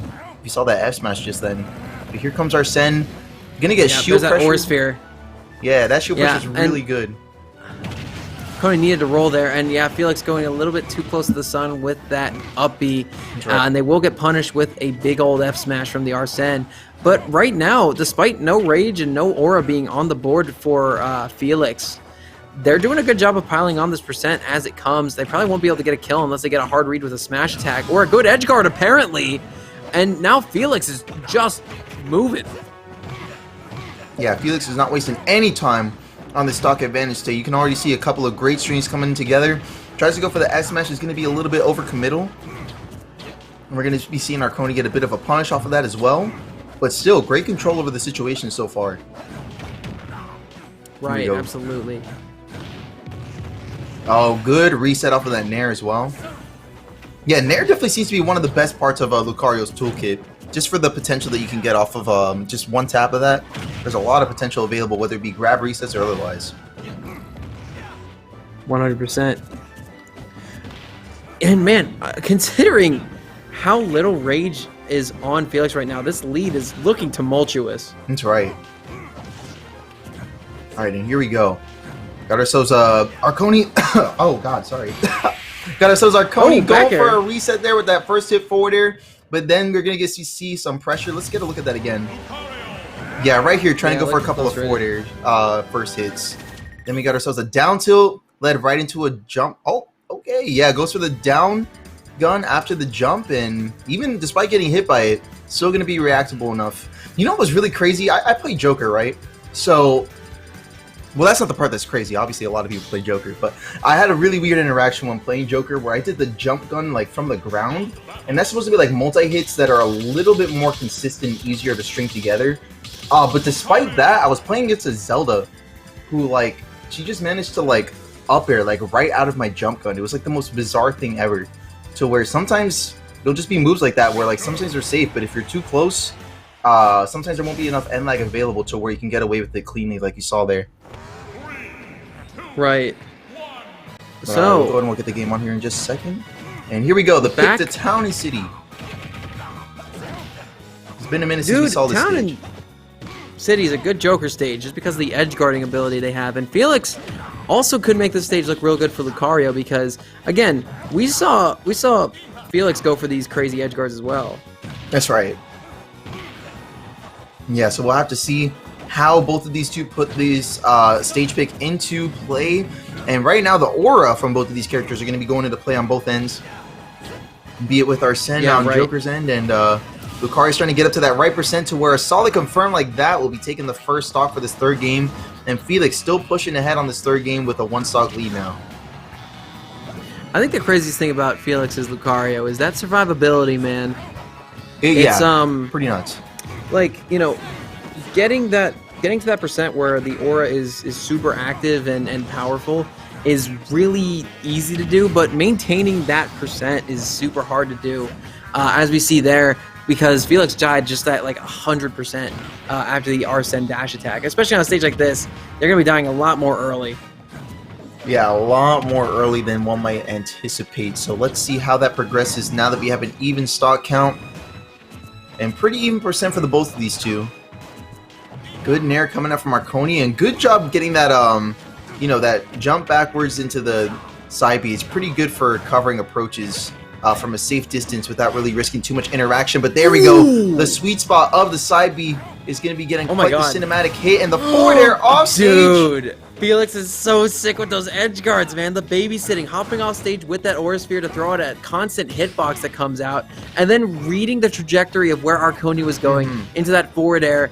Unfortunately for Arconi, no tech, but again, amazing play regardless. Yeah, being that the forward air was so quick and to the point, very few would be ready for that.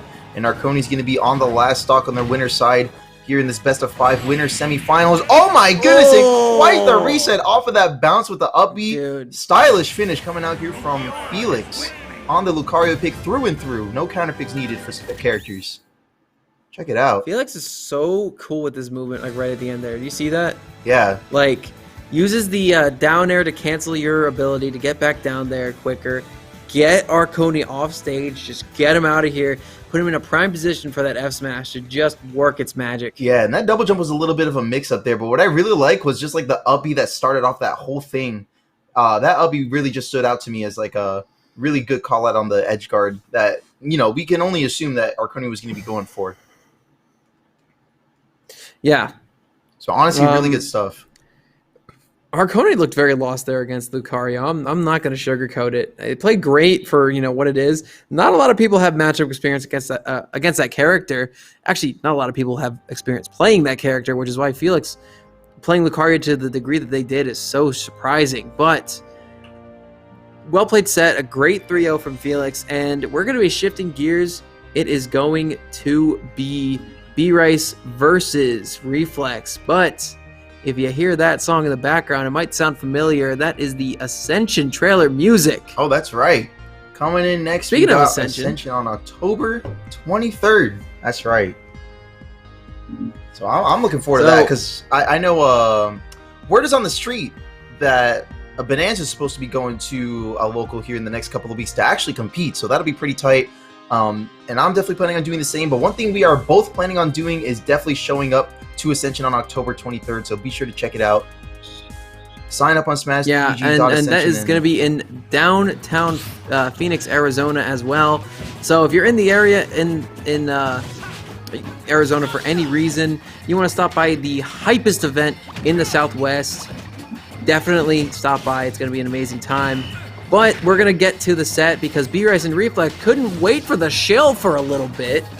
Yeah, that's kind of crazy when you really put it together. Do you want opponents at Ascension or not? Exactly. It's all right, Taylor. We're doing good, brother. We got ourselves a solid offstage gameplay here coming out from B-Rice. Great stuff here. Yeah, great tech. And I think the epitome of this stock so far has been the fact that Buster was out and Reflex was not as determined to get out of it as they usually are. Reflex is really good at shifting around their arts to suit whatever situation they were in. Unfortunately, they were in the Buster for a little bit too long, and they got hard comboed to put them at a very high percent. But since then, very little damage has come out from B-Rice. Yeah, so far not really too much that B-Rice is able to do right now as opposed to normally, but here we go. Oof, there we go. yeah. Good up smash coming up from B-Rice, punishing the Smash Monado and taking the first stock of the set. That was ridiculously good patience overall from B-Rice. They realized exactly what Reflex wanted, you know, for B-Rice to drop shield, anything, and B-Rice just not giving him the time of day, you know, using my Legend Invincibility super well, not rolling, not doing any of that, until just now when B-Rice finally succumbs to that high percent in the Smash Art. But again, B-Rice did a good job of working around it regardless. Oh yeah, and check out these forwards being stringed perfectly together, even getting the soft hit down air to follow up as well, and now we're going to be getting another setup off stage once again, and B-Rice is starting to take a real good amount of control over this second stock, despite it being tied for the both of them. Reflex is going to be doing what they can to try and get some more neutral in, but look at that, jab into up smash is exactly what B-Rice needs to take control of this stock 0 to death for this and second stock. This is what B-Rice does best. It's their ability to snowball out of nowhere, you know, find a very good advantage state. You know, and again, the thing about B-Rice is any menial interaction they get, usually they can take it a super long way, whether they can get like a jab set up into, you know, a couple forward airs, into a couple up air strings. I mean, B-Rice can take a lot from very little amounts, and they're so patient, so good at recognizing when their opponent is in that position where they can take advantage of them like that. It's one of my favorite things to watch about a player. It's their ability to maintain advantage or get into it in the first place, and B-Rice does it better than most. Yeah, a lot of great stuff on display here from B-Rice. And check it out, B-Rice is already wasting no time trying to go for the same confirm, even gets it, but at 107%, we still got Reflex holding on to this last stock. Ooh, and the Smash Monado is going to be punishing more than Reflex had planned for. Yeah, I don't think that even would have taken the stock had he not had the Smash Monado.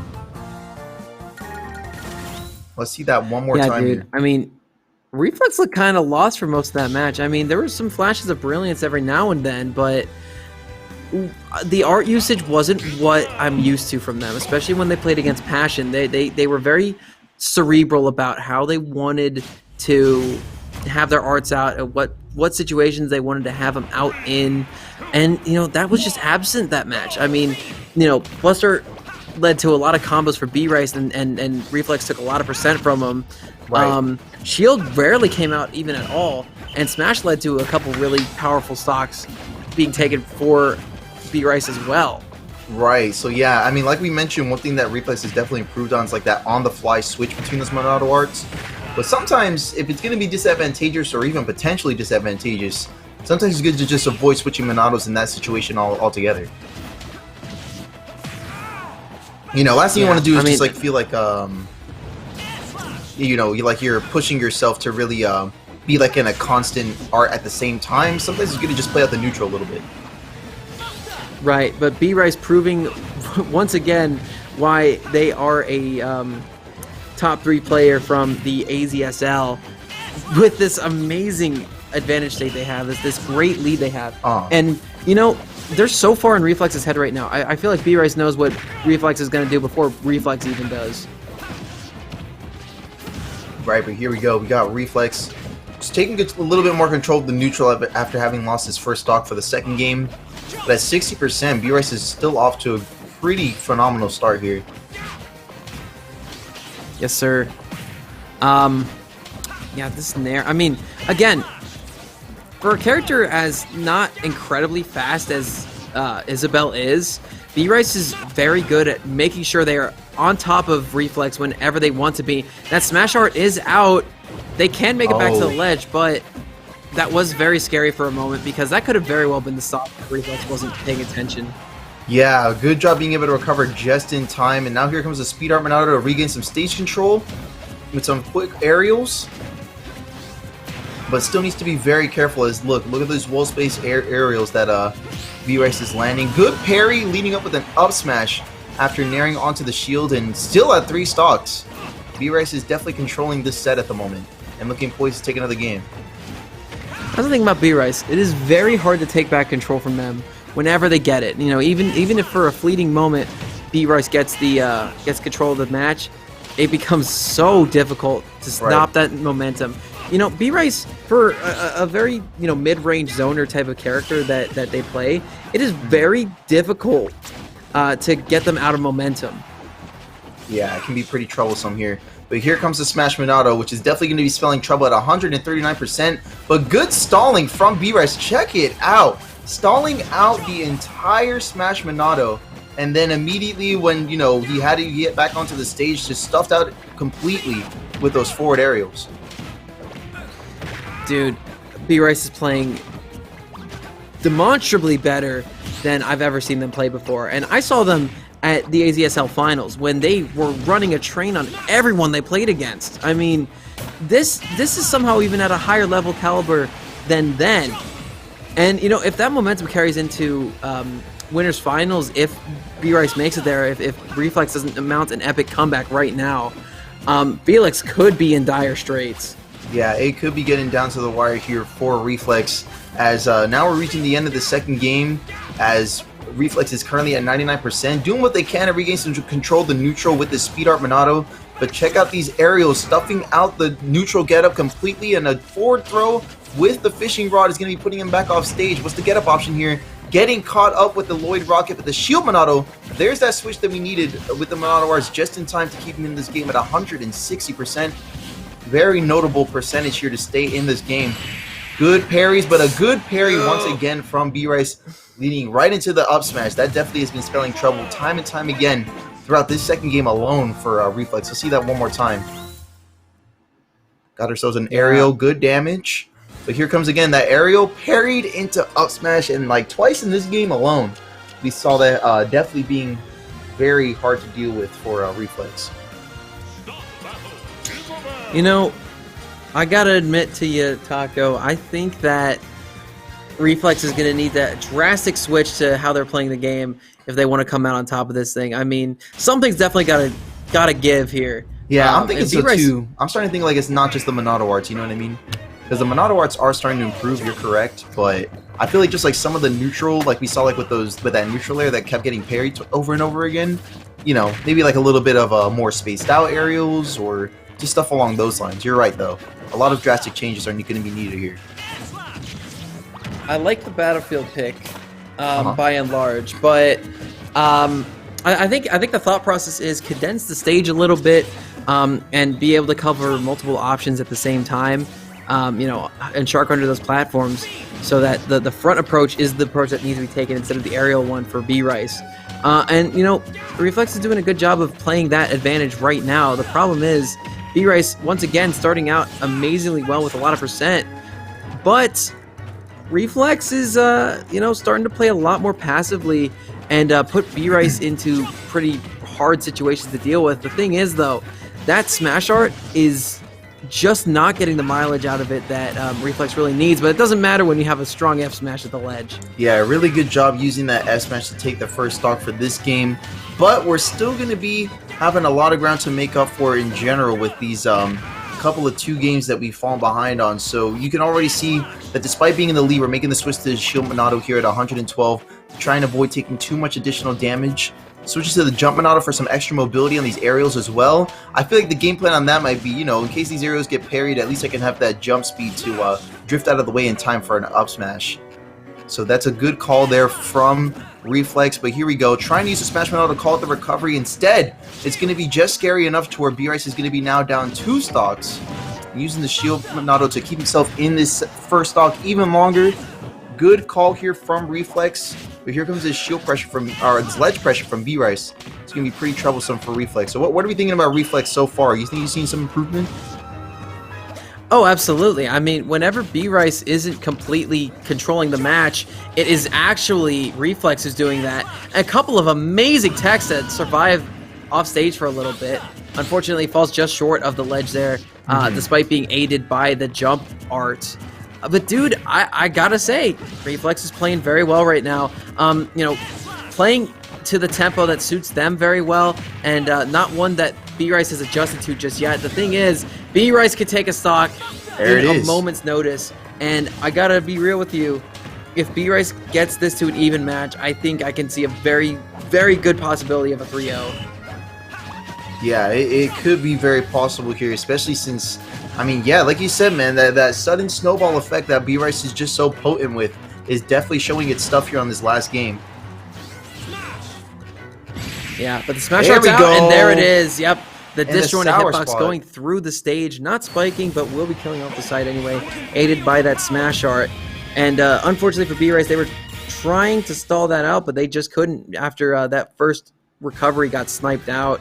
They had to come back immediately, and that was doomsday for them. So Reflex finally on the board here in the set, but can their luck hold out? And no, this is what you don't like to see, Taco, because this is B-Rice going to his favorite stage. Oh yeah, B-Rice is not wasting any time trying to swing things back into his favor. So let's see how this plays out. Now that we're going to be taking this fourth game onto a final destination. Hopefully not the final destination for Reflex's winner's run here. Yeah, I hope not either. I definitely want to see more of this, because Shulk's an absolute treat to watch. I don't get to see too many Shulks where I am. And, you know, again, B-Rice is also a treat as well. I want to see the set go into overtime. But, again, Reflex has to be the one to take it there. B-Rice just has to play back, wait for his opponent to approach him, hit him with these aerials, these disjointed up tilts, you know, those up airs, everything. B-Rice is so good on this stage for that reason, because their opponent has to approach them, and Isabel has all the options to play defensively. That's right. Here we go. Solid up throw straight out the gate. We got B-Rice only sustaining about 14% on this first stock and will be taking the lead. So, here comes the big issue. How do you play against B-Rice when you're at a deficit? To be honest, you kind of do need to be able to just play it very safely, kind of you know, methodically, I guess would be the best way to put it, because I feel like rushing down is something that B-Rice is pretty good at punishing for the most part. Although there are exceptions, you know, like with sorties and stuff like that, B-Rice will probably be eating that damage. But check out Reflex, not really wasting too much time, especially since Soak is a sortie. We are seeing a little bit more aggro play coming out of Reflex, so pretty good call in my book. Right. Look, the problem is you need to be the aggressor whenever an opponent like Isabel has the lead, because they're not going to approach you. They're just going to chip away at you until you get so bored you give up, or they finally get the win on you. The thing is about Reflex right now, they need to be the one approaching, and Isabel is multi-capable of preventing whatever option they throw out. Oh, yeah. Or they could just get a hard read on you like B-Rice does with that up smash right there. Oh, but a good call out from Reflex, though, is going to be able to take that first stock. But keep in mind, we do have Reflex now on the winner's stock definitive edition. All right, this is a real deal now, because B-Rice got the best stage and everything. This is all lining up for B-Rice now, sitting at only 22% on this second stock on their end. Yes. So, dude, I gotta admit, like, Shulk, I think he has the options to deal with B-Rice here, and Reflex is definitely trying to mount this comeback right now. But they definitely need to play super smart if they want to come out on top of this. Nice tech from B-Rice. Oh, but no. Nice. And they're off stage again. No jump. Okay, the backslash coming out and using that disjointed hitbox to clear the runway a little bit. And Reflex makes it back safely, but for how long will they remain safe? Oh my god. Yeah, there we go. Good catch with the Lloyd Rocket, followed up instead of an up air by a side B. Launching upwards will be closing out this set completely. But you know what? Reflex definitely did make some pretty good adaptations, but check out that dominant performance from B-Rice, start to finish. Yeah, dude. That was a sick combo right at the end to finish it from B-Rice. I mean, super, super poised at all times to, seal out their sets. I gotta admit, dude, I'm a huge fan. I'm a sucker for B-Rice, watching them play. And it will be B-Rice Felix, which is, these guys have played a lot. They have a wealth of amazing history here. Not just at Pure Smash, but, all across Arizona and in even AZSL Summer Series.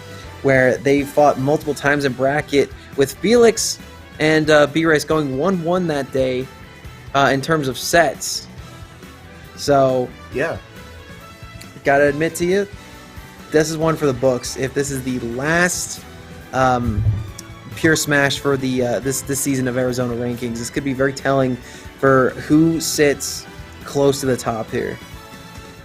That's definitely true. So, I mean, and something tells me here, I don't know if I can give, I don't know, I would have to like really sit down in order to give like an accurate like top 10 prediction, because I feel like the rankings are going to be changed quite a bit from what we had previously before quarantine. But I mean, you can agree, like without a doubt, that B-Rice, Felix, they definitely top 5, right?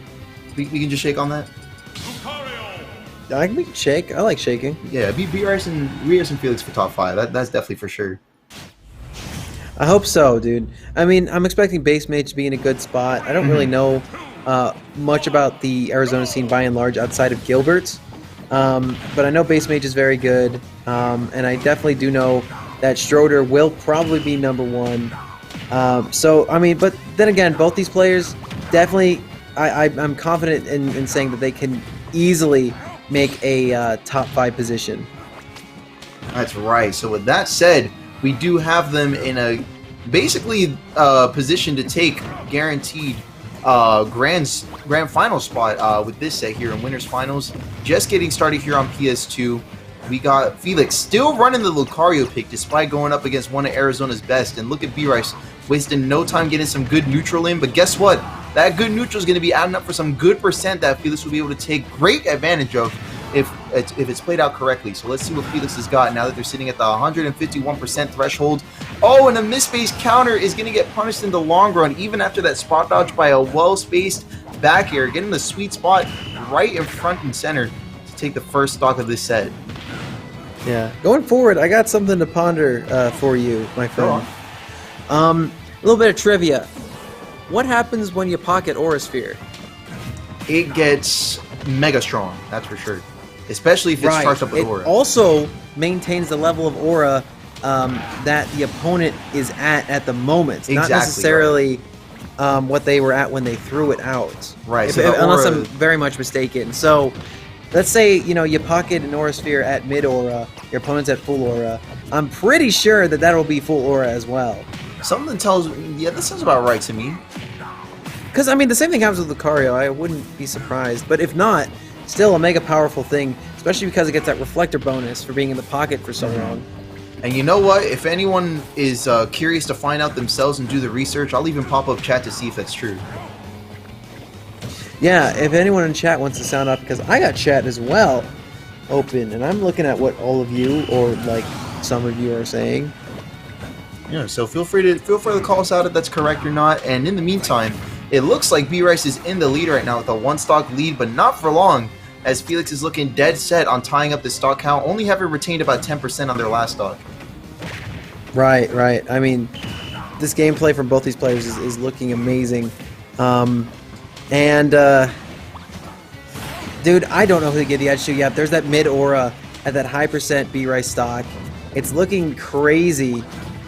But dude, I think if Felix, finally gets a number on B-Rice, we could be seeing, the comeback happen, especially with Lucario.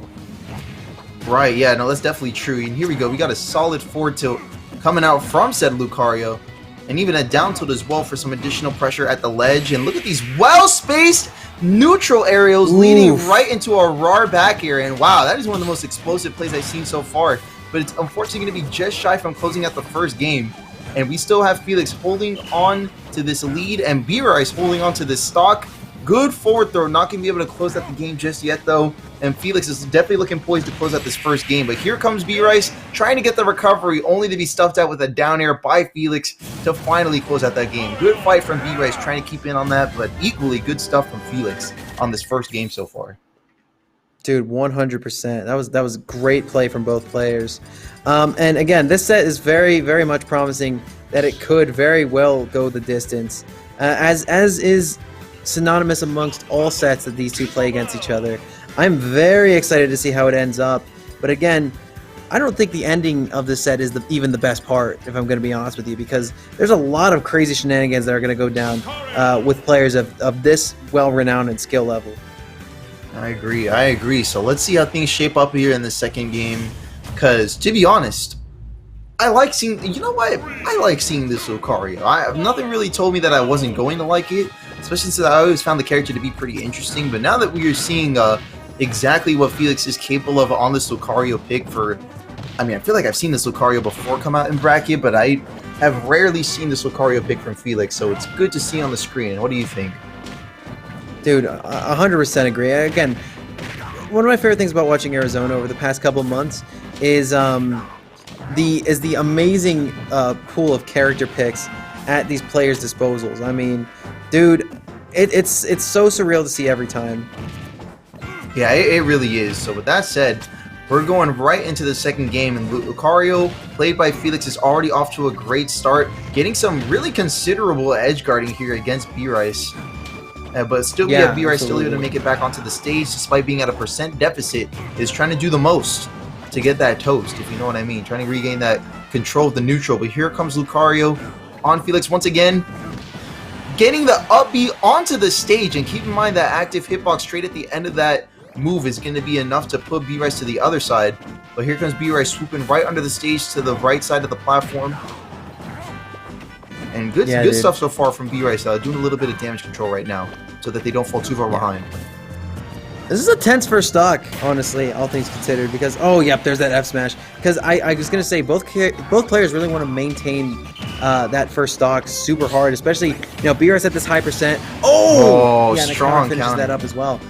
But moreover, Felix was at a high % as well. If they maintained that stock %, they would be dealing a lot of damage for a long time. But that % still continuing to climb on the second stock. So I believe Felix will be at that % window where every attack does a ton of damage very shortly. Right, we could be getting just about there. But let's see what else we got here in this neutral here, because we're seeing a lot more neutral airs that we did not see in the previous stock. And it seems like it's about the right % to be letting those loose here. So going for a neutral air into an up smash, not quite going to be able to make its mark just yet. Here we go. Right. Good job getting back good into the read on stage the with F that neutral smash, but yep. yeah, that was timed very well from B-Rice. They were able to avoid it and jump right back and enter with an F smash of their own, taking that stock super early. Again, Felix was really good at being able to survive against Arconi a lot earlier tonight on the other side of semis. But, dude, B-Rice is so good at closing out these stocks before they become problems. Right. And here we are, getting back onto the stage, but only to be met, or getting back towards the ledge, but only to be met with that back air off stage. We got Felix taking another stock yet again, but I mean, keep in mind, now we're going to be at a little bit of a deficit, so that comeback mechanic via Aura is going to be a little bit more quintessential here for this game. Already reaching 104%. We got Felix still holding on, and B-Rice is trying to go for a couple of confirms here, only be met with a grab from Felix out of shield. And here we got B-Rice once again going for the other side of the stage. This gets real scary as that % continues to climb because, you know, Isabelle is such a lightweight character, and Aura Lucario packs such a devastating punch no matter what % they're at. And honestly, oh my god, yeah, that almost killing is quite telling as well. Yeah, twice in a row. Good connections here from Felix. Still holding on 124. Good DI against that 4 tilt is going to keep Felix in on this tied stock count and almost doing it at 137%. Not going to take it just yet. And there's the pocket on the Aura Sphere.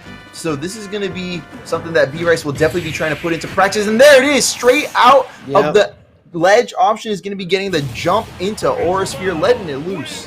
Letting it rip, man. That was good. Yeah, dude. Again, pocketing that Aura Sphere, so powerful. And you know, we have a 1-1 set count right now. Both these players are going to be pulling out their shenanigans, but the deep pocket from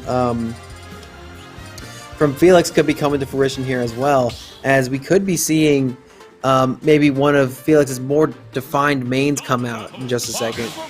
Right, we could be seeing that here, and there it is. Yeah, the Fox pick is coming out for the first time tonight, so let's see how it shapes up. I'm quite excited for this. I kind of am too. Yeah, here we are in round 3 of our winners finals, and we're going to be going straight in with the Fox pick. And we're on the Mishima Dojo too for the first time tonight, so that's what's up. It's pretty dope. Yeah, possibly the only time too. I do like the stage a lot. I just like that you can play Tekken music on it. Tekken music changed my life, dude. That's very true. And here we go. Good soft hit up smash coming out from Felix. Oh, going for an uppy straight up. Okay, even B-Rice was like, down smash, I guess. You know, wasn't really ready to punish that straight away. Right. Dude, it's there's that laser coming out. I think the advantage state right now from Felix is just very, very powerful. Yeah, and there's that upper too. And you know, Fox has quite a couple good options for killing. They're hard to land sometimes, but when they land, they do certainly kill. That's right. So we got to see how it holds up.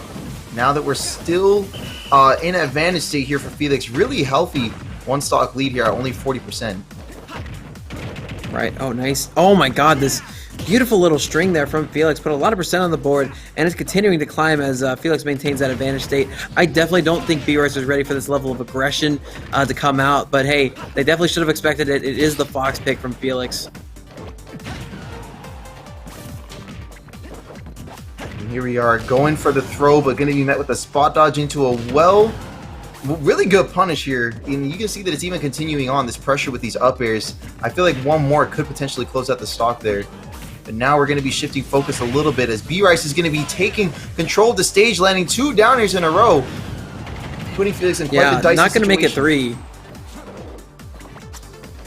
3. B-Rice very low, high percent on their second stock, and it finally gets taken by Felix. But again, this is such a big lead for Felix that B-Rice really needs to mount a comeback here and now. Again, B-Rice can do it. We've seen them do worse than this, especially if they can get Felix off stage, get this stock, and then do the same thing very early on the next stock. We could be seeing an even game coming out right at the end here, but this advantage state from Felix, just holding the ledge so confidently, is the most important thing about this match right now. If Isabelle doesn't have the stage, what does she got?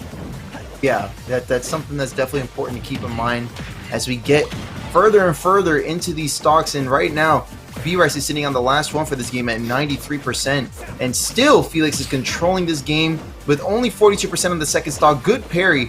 Almost got a really good confirm off of that as well. And here comes up throw. Almost goes in for the up air. Doesn't quite land it just yet.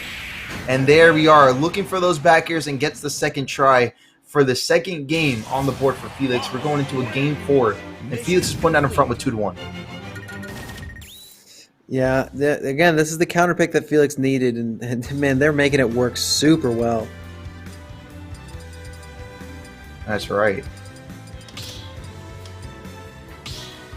Let's go. Production got all the graphics fixed. Let's go. Very cool. Thank you, production. We love you.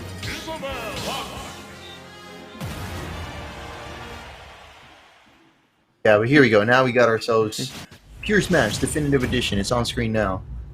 And we're getting ready to go into our next game here on Kalos. First time tonight, isn't it, if I'm not wrong? Oh, yeah, I think this is the first game I've seen on Church. Yeah, I like out. Church. Church is Yeah, great. it does look like a big old cathedral. Well, yeah, it is. It's based off a cathedral. Oh, yeah. It's in France, my friend. All the mosaic and what have you. Vive la France. Le France here, bringing it to game 4. And to be honest, I feel like this is definitely one of the... I mean, I still feel like FD is for sure... Oh, there we go. Good up smash. FD is for sure BRS's favorite stage. But Kalos definitely would probably put that at second, wouldn't you think? For Isabelle in particular? Yeah, I mean, look, the open stage means that whenever Felix is approaching, they need to deal with that gyroid being in the ground. I mean, you gotta jump over it, you gotta, shine on it or something. It's a commitment to try and approach B-Rice on a stage like this. And that's the thing that's so important. That's why B-Rice likes these stages. That's why they like FD. That's why they like Kalos. And, I'm inclined to think this is a good pick, but right now, Felix is definitely making it work in their favor. Yeah, that's what we're seeing right now. So you get like a lot of like good space, but yeah, like even like from what we're hearing in chat, like there is definitely some downsides to this stage because you do have a lot of space to control, but at the same time you aren't able to go under the stage, which is a really useful part of B-Rice's toolkit that we did see many a times. But despite that, B-Rice did make the stage choice, so it should be beneficial for B-Rice still. I mean, you know, obviously if you're playing the game for as long as B-Rice has and at the level B-Rice has, surely he did take that factor into account. Yeah, I gotta admit it. I mean, I think this comeback is starting to get made by B-Rice, though. They're starting to adjust slowly but surely to this new tempo that Felix is coming out with after the switch to Fox. Oh my god, and that gyroid that Felix called up, or excuse me, that B-Rice called up to intercept Felix in the air, it put a lot of percent on the board, and it also stopped that combo from going any higher, but that landing back air from Felix just so amazing. That's right. Good play from Felix, but despite that... Oh, I'm sorry. Good play from B-Rice, but despite that, Felix will be putting B-Rice on the last stock for this winner's run. So we got to see here what B-Rice has planned for a potential Game 5. Good job landing the Lloyd Rocket, but we're going to have to do a little bit more than that to tie up the stock count and much more than that to bring this to a Game 5. So we got to see what B-Rice is going to put on the table right now.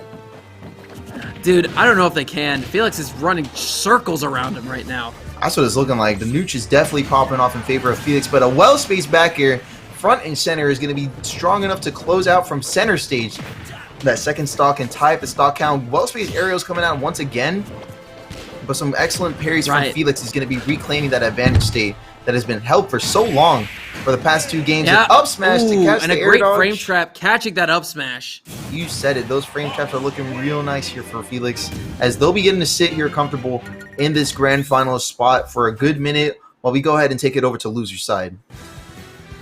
Yeah, dude, again, that's very telling, because this, once again, we need to reiterate, this is the last Pure Smash before the ranking season concludes. That's a big win for Felix, and that probably puts him over B-Rice in the standings as of right now. I mean, I don't know their full set record on the series, but Felix definitely made it work there. I mean, bust out the Fox, gets shit done. Right, yeah, kind of just is able to clock in everything that's needed to take spots like you're seeing right there. And here comes, for the first time tonight, Wigort, aka Skylar, coming up on the Game & Watch against Yomadafu. And do you know who Yomadafu plays? Game & Watch. Are Also we getting a Game & Watch That's Ditto? what I'm thinking. Now, unless Skylar plans to pull out God. the Incineroar that I have seldom seen in the past couple of times where I've seen him play in Bracken this past year. It's been a minute since I've seen Skylar play in Bracken. So we'll see what Skylar's going to be bringing to the table here for this first winner's round for tonight, or loser's round for tonight. Oh my god. If it's a Game & Watch Ditto, I might just fall asleep. So I might just clock out for the I don't next. know. Have fun, Talk Waffle. I like Yomada a lot. Yomadafu is a good, talented player. I haven't seen much out of, what was it, Widget? Widget, right, aka Skylar. But he goes by Widget. So, you know, I like Widget. I mean, you know, coming out here. I think this might be Widget's first top 8 from what I've seen. Unless they made it last week when I wasn't here. I was going to say, probably the first one that you've seen. Oh, this isn't top 8? Yeah, This is top 8 isn't top 8 qualifiers? loser side yet. No, this is top 8. Right, This is we're in top loser's 8. round 6. So let's see here. Yeah, this is top 8 because losers quarters is 5th place. Production, I'm right. We're chilling. Right. Yeah, we're chilling. So yeah, we got ourselves first losers round for tonight. But you said first time making top 8 here for Wigort. Maybe the first time that you've seen, but I definitely remember when I first started going to tournaments towards like the latter end of Smash 4, Mans was running it.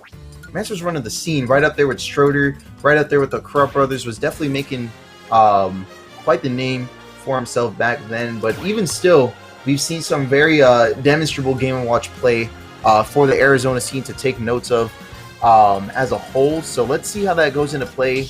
Or even if we'll be seeing the Game & Watch. I don't know. Maybe we'll see Wigort mix things up a little bit. Or we'll be getting what we signed up for with 2 Game & Watch mains going head-to-head. Right. Oh, I saw Yomada hover again.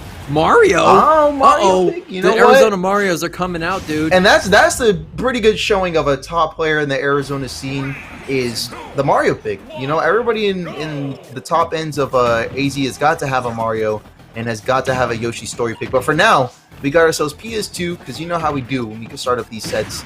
Got to start it off on the tried and true starter stage.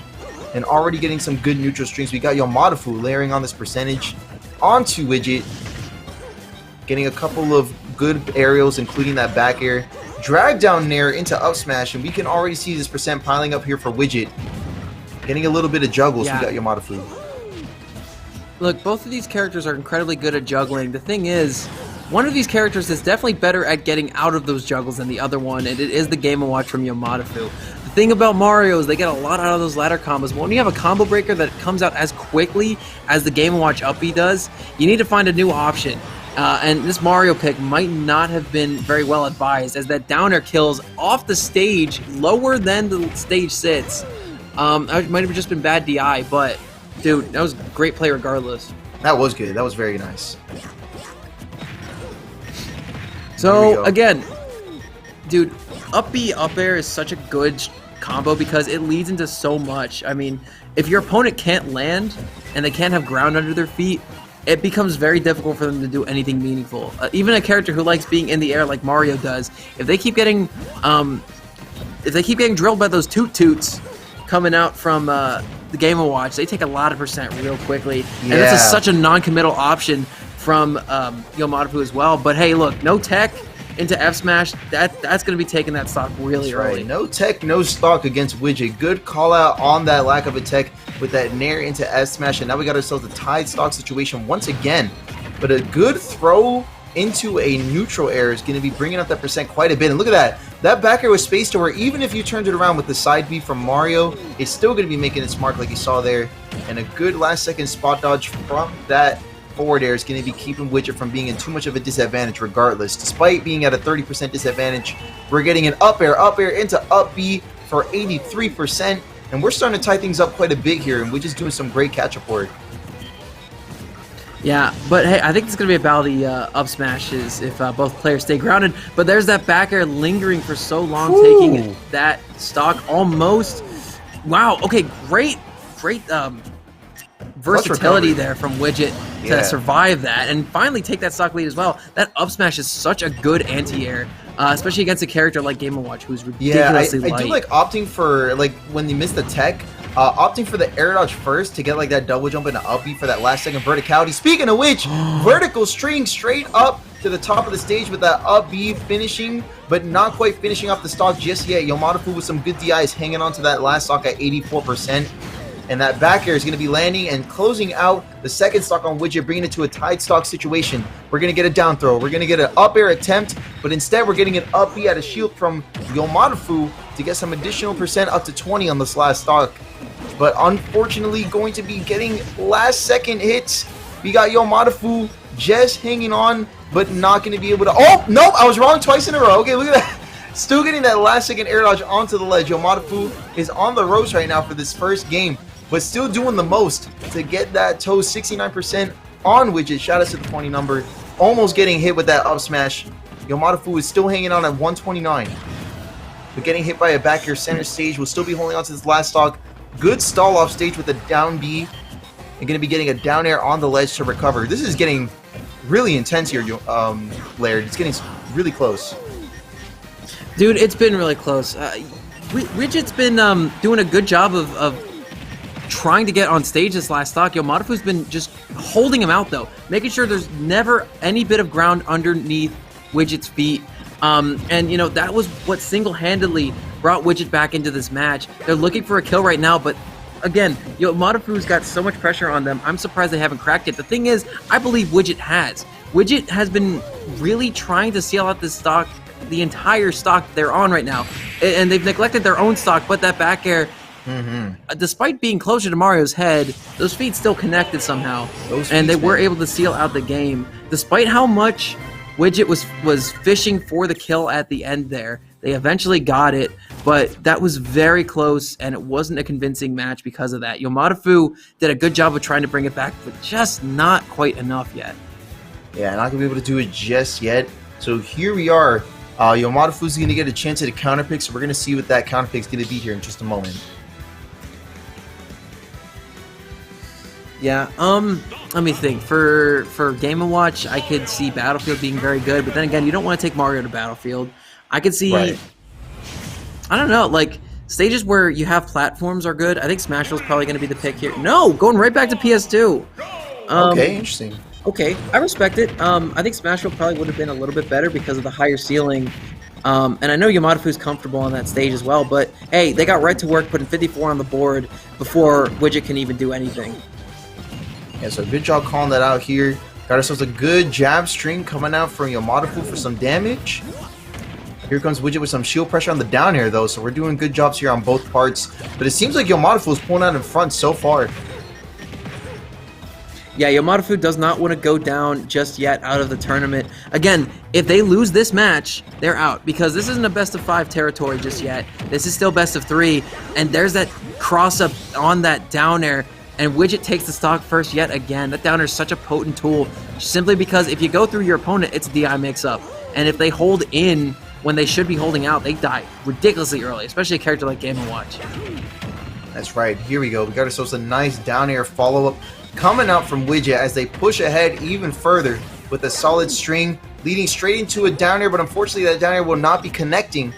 Yamadafu, despite being at this deficit, is still trying to do the most that they can to close out the stock on Widget. But check out Widget's offstage play. They might not be landing every hit that they go for offstage, but just like that presence can be enough to shift the recovery and the momentum, as Widget's taking 2 stocks in a row, still retaining 127%.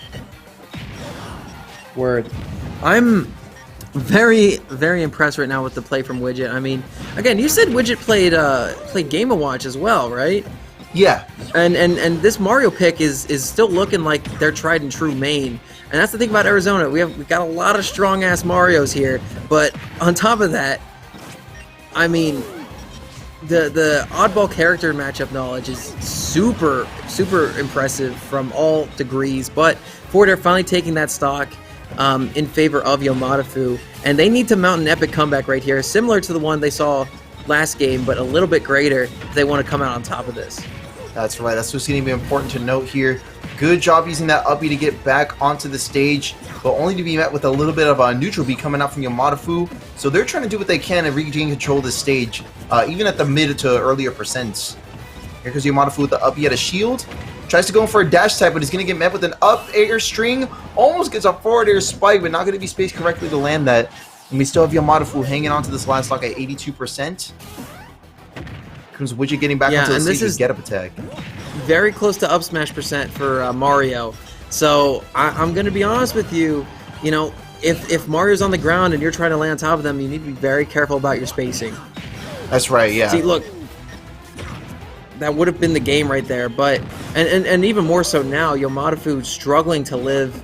If they take this stock and they get a good edge guard, we could be going to a game 3. But Widget not looking to repeat their mistake of the last game. They're playing super calm instead of trying to push aggressiveness like they were at the end of last match. And dude, it's looking very, very promising for them right now because of that fact. It's starting to look very promising. But here we go. We got ourselves a forward throw. I can assume they're down throw. Okay, going to be going for a little bit of an offstage play. But instead, the offstage play is going to be met with an equally good offstage reversal from Yamadafu. But that neutral air is going to get beat up by, I think that was the invincibility frames or maybe a trade. Let's see that again. Good that was the intangibility from that up smash. Yeah. Oh, I see. Yeah. I mean, it might have been a clank too, but the move still keeps on trucking. Yeah. No, it was the iframes of the head. Yeah, there we go. Mario got himself a big head. A very strong forehead there. He's going to be closing out that game. And yeah, like we mentioned, best of 3, so Yamadafu will be out of the bracket. But shout out to Skylar for, just proving that knowledge of his own character to be able to pull out in front like that.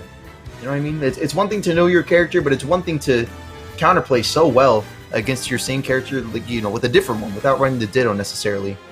So very impressive. Yeah, it's cool. That was a good set. So Widget's going to advance to play against Reflex in losers quarterfinals. Loser drops out at top 6. Winner advances to loser semifinals, guaranteeing themselves 4th place and a chance to go further. So that's a big set down there. But on the other side of losers quarters, the set that we will be having on stream, it will be Arconi versus Horse. That's right. In losers quarterfinals on the first half, we will be getting, like you just said there, Arconi versus Horse. Arconi has been running the Pyra and Mythra for the most part. But like we saw previously against Lucario, played by Felix, it was going to be the Joker pick.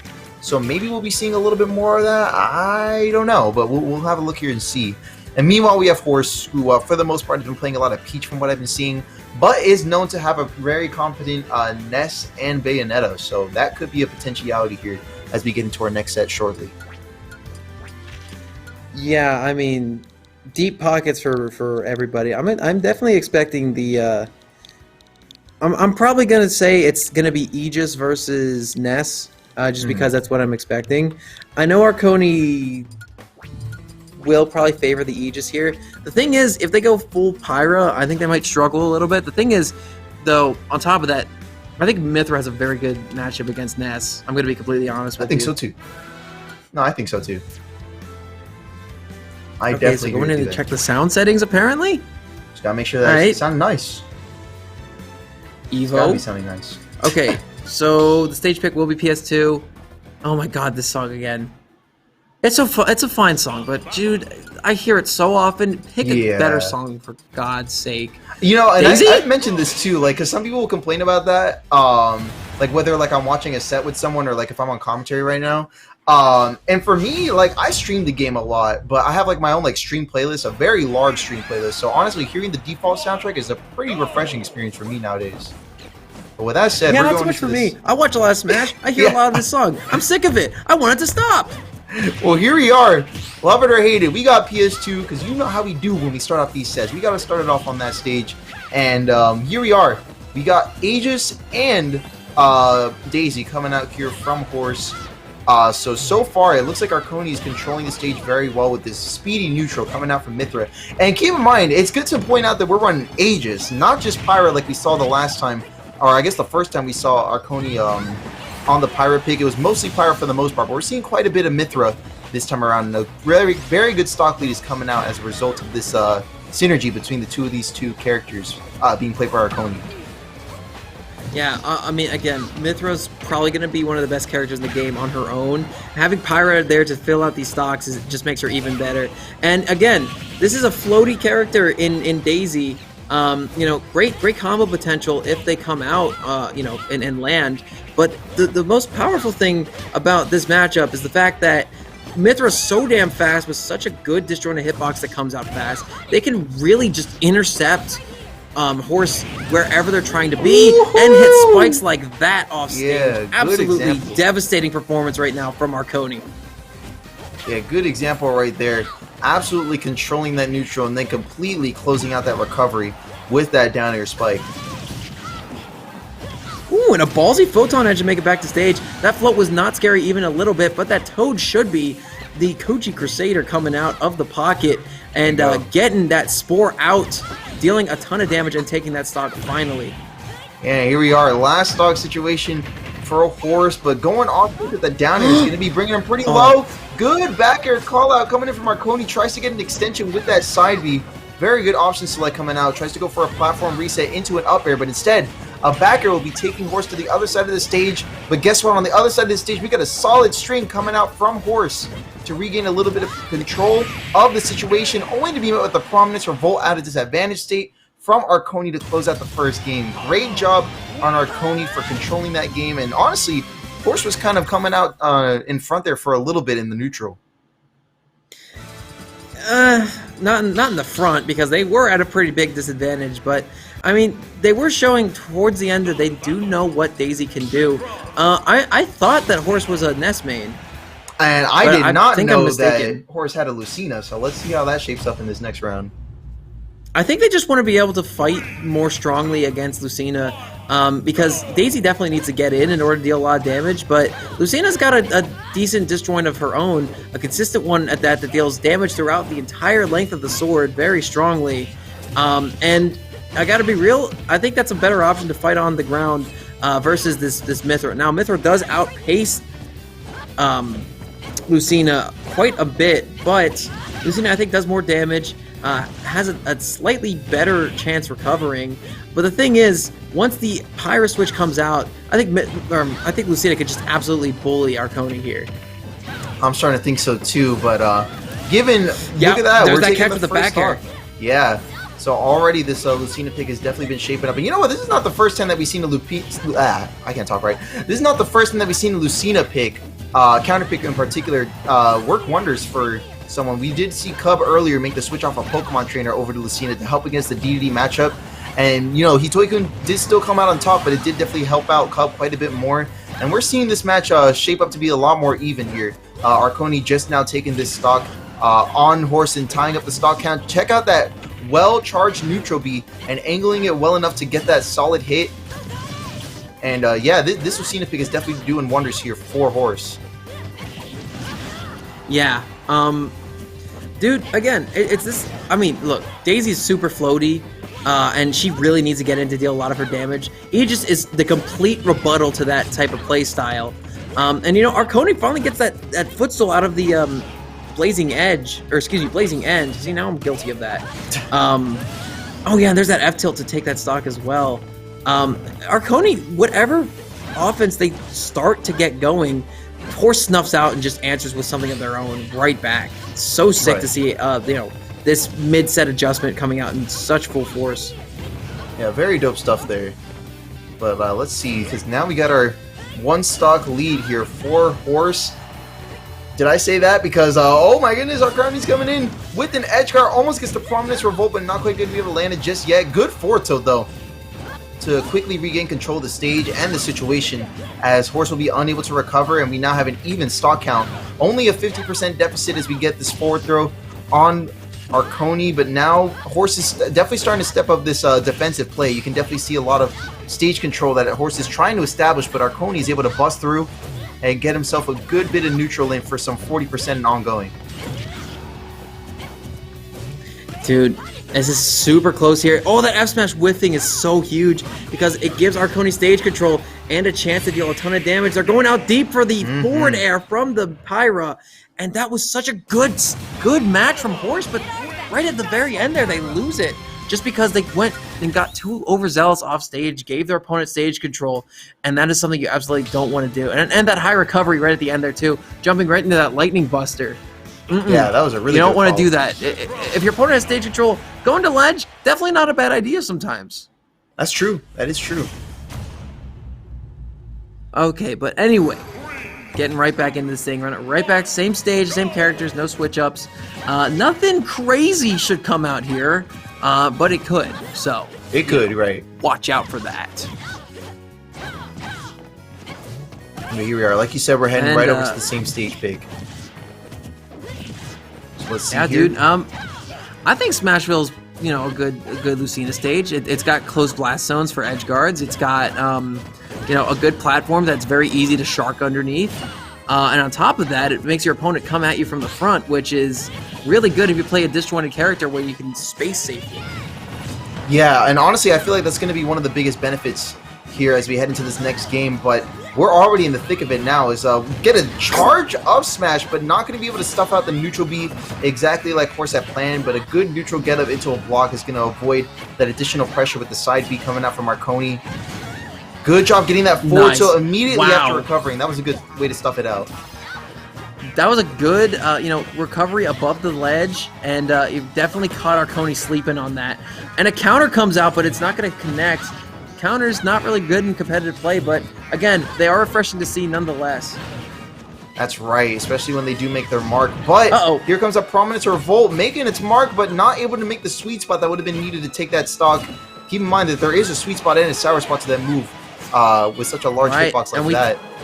Sorry, and we still see Horse living, but the last hit of the Gentleman's Jab will be killing. I've never seen a Gentleman's kill in this game, except for Kazuya. 157, yeah, that's kind of crazy. crazy. That is Oh, but pretty a good. nice combo coming out. That's all reliable, I think, from Mythra. You know, those back air strings into that up B. So, hey, look. Consistency is super important. You know, 40%, definitely nothing to sneeze at, especially off the first interaction.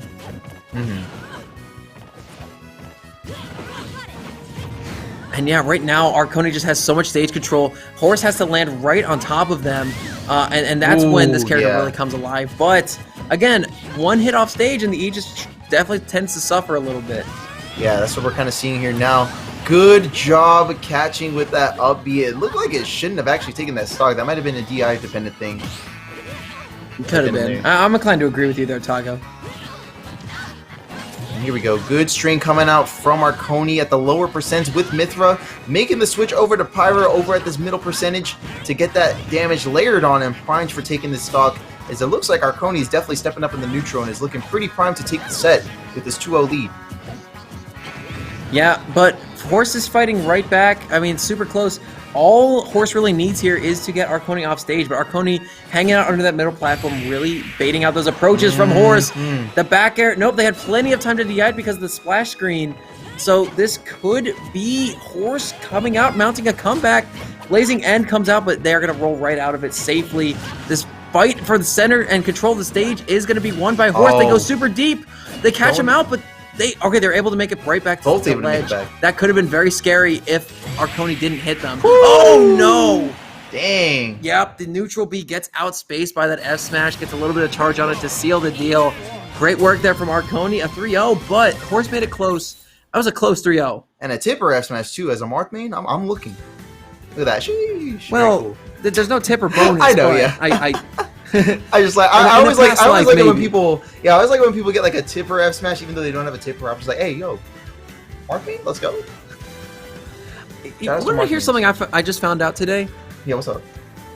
Tipper Zelda F tilt does 19 damage. As opposed to what? Like, would it normally Like- not do that?